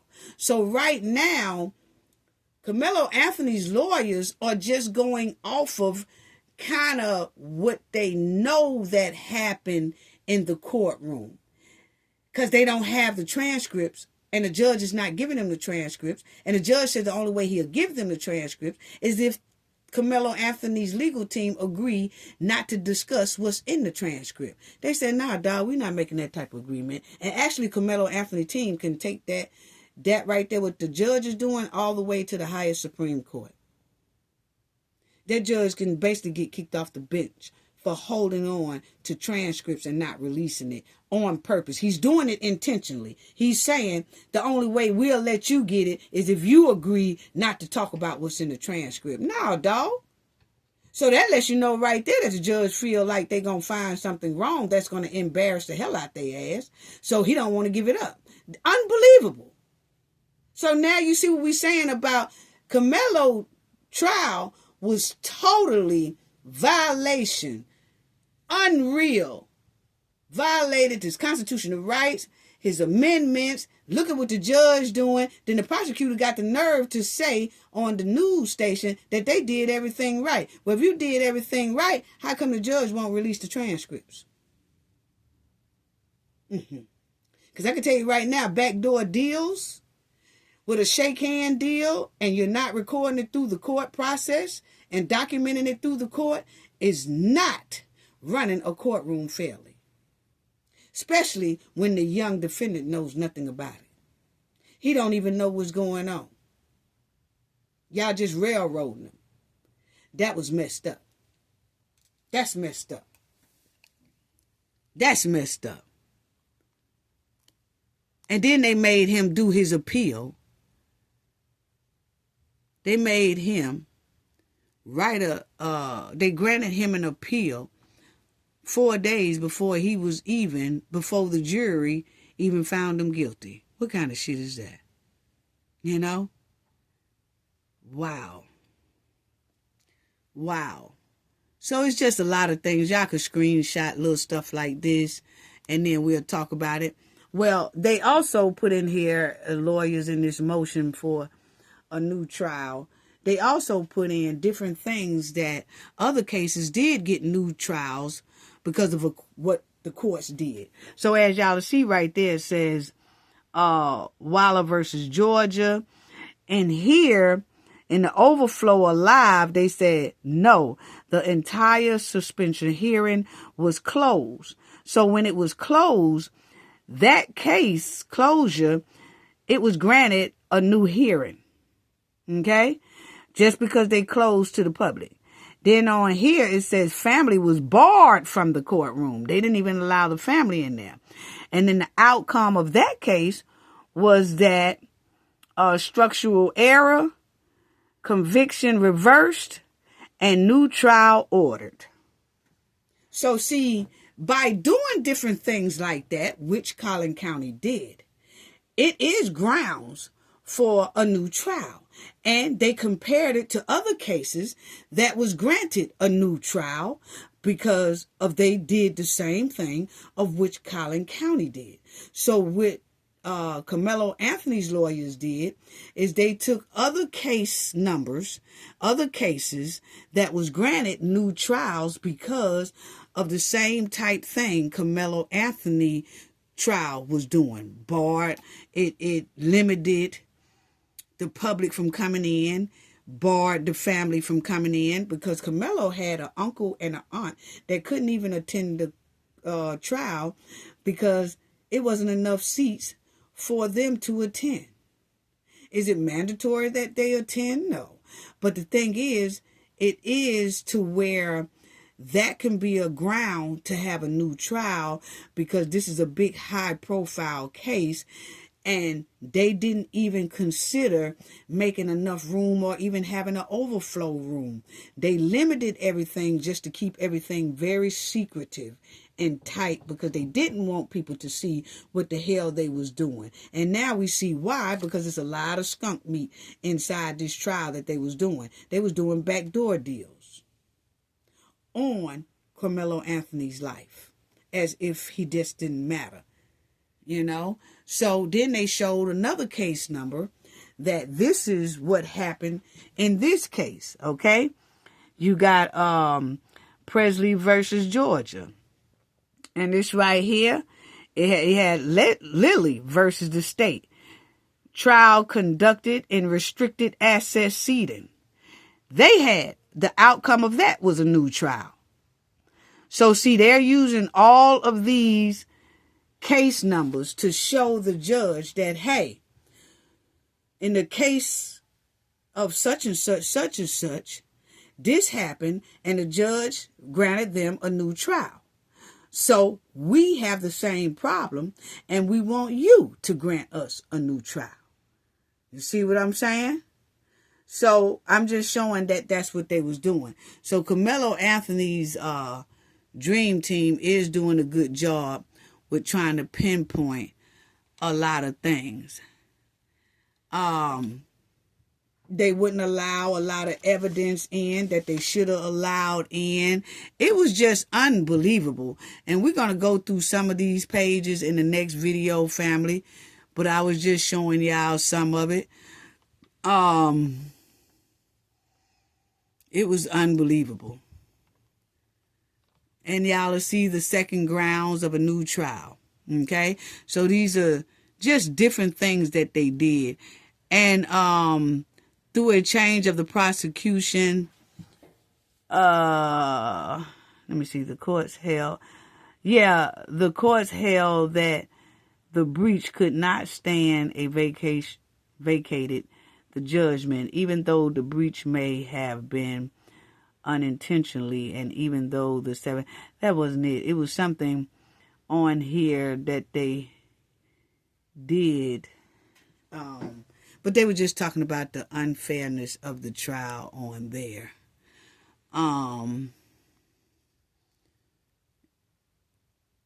They did so much to this boy trial, family. They on here, the harm here, playing self-defense, was the central contest issue of the trial, and the state did not let him plead. Like, they took away his self-defense. They told the jury at the end, don't consider self-defense. You can't do that. That's what the prosecutor did at the end of the trial. The case was based on self-defense, okay? It was based to see if Karmelo Anthony did self-defense or not. Well, right at closing arguments, you hear the prosecutors tell the jury, strike out self-defense. This was not self-defense. Take self-defense away. Well, if you take self-defense away, that means you basically stripped him of his whole trial of his defense of self-defense. You see what I'm saying, family? The trial was based on self-defense. But the prosecutor ended it with strike out self-defense. You can't do that. That was a violation. Unbelievable. Unbelievable. So we'll talk about that as well, family. But, because you see it says here, self-defense was it was the most critical part of this trial. It really was. It was the most critical part of this trial. And for them to tell the jury here to revoke it, to deny the defendant his rights of self-defense, that was wrong as hell to do. You know? So I just wanted y'all to see that right there. Because, I mean, this trial was full of skunk meat.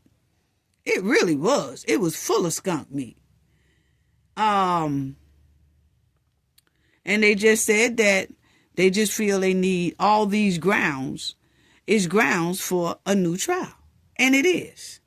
And that this judge here should be removed from the case. Point blank, period. He should be removed. He really should. I say this. The judge said he's not going to recuse himself. We'll see what this new judge say, you know. And hopefully the new judge does say that it is grounds for this judge to be removed, because he also made statements in his interview that he had on the news. He thought he was doing something, and he said some alarming things, and he said that he think that the jury got it right. He knows that the jury got it right, you know, and all that. That means he's already made up his mind that no matter what, Karmelo Anthony is guilty. No matter, I mean, you know, he did what he did intentionally. It wasn't self-defense. So he automatically has his mind set up on that. He's not changing it. So regardless, he can't be over a new trial, because he done already said on tape, on video, that everything was done correctly. Everything was done to a T. That's exact words.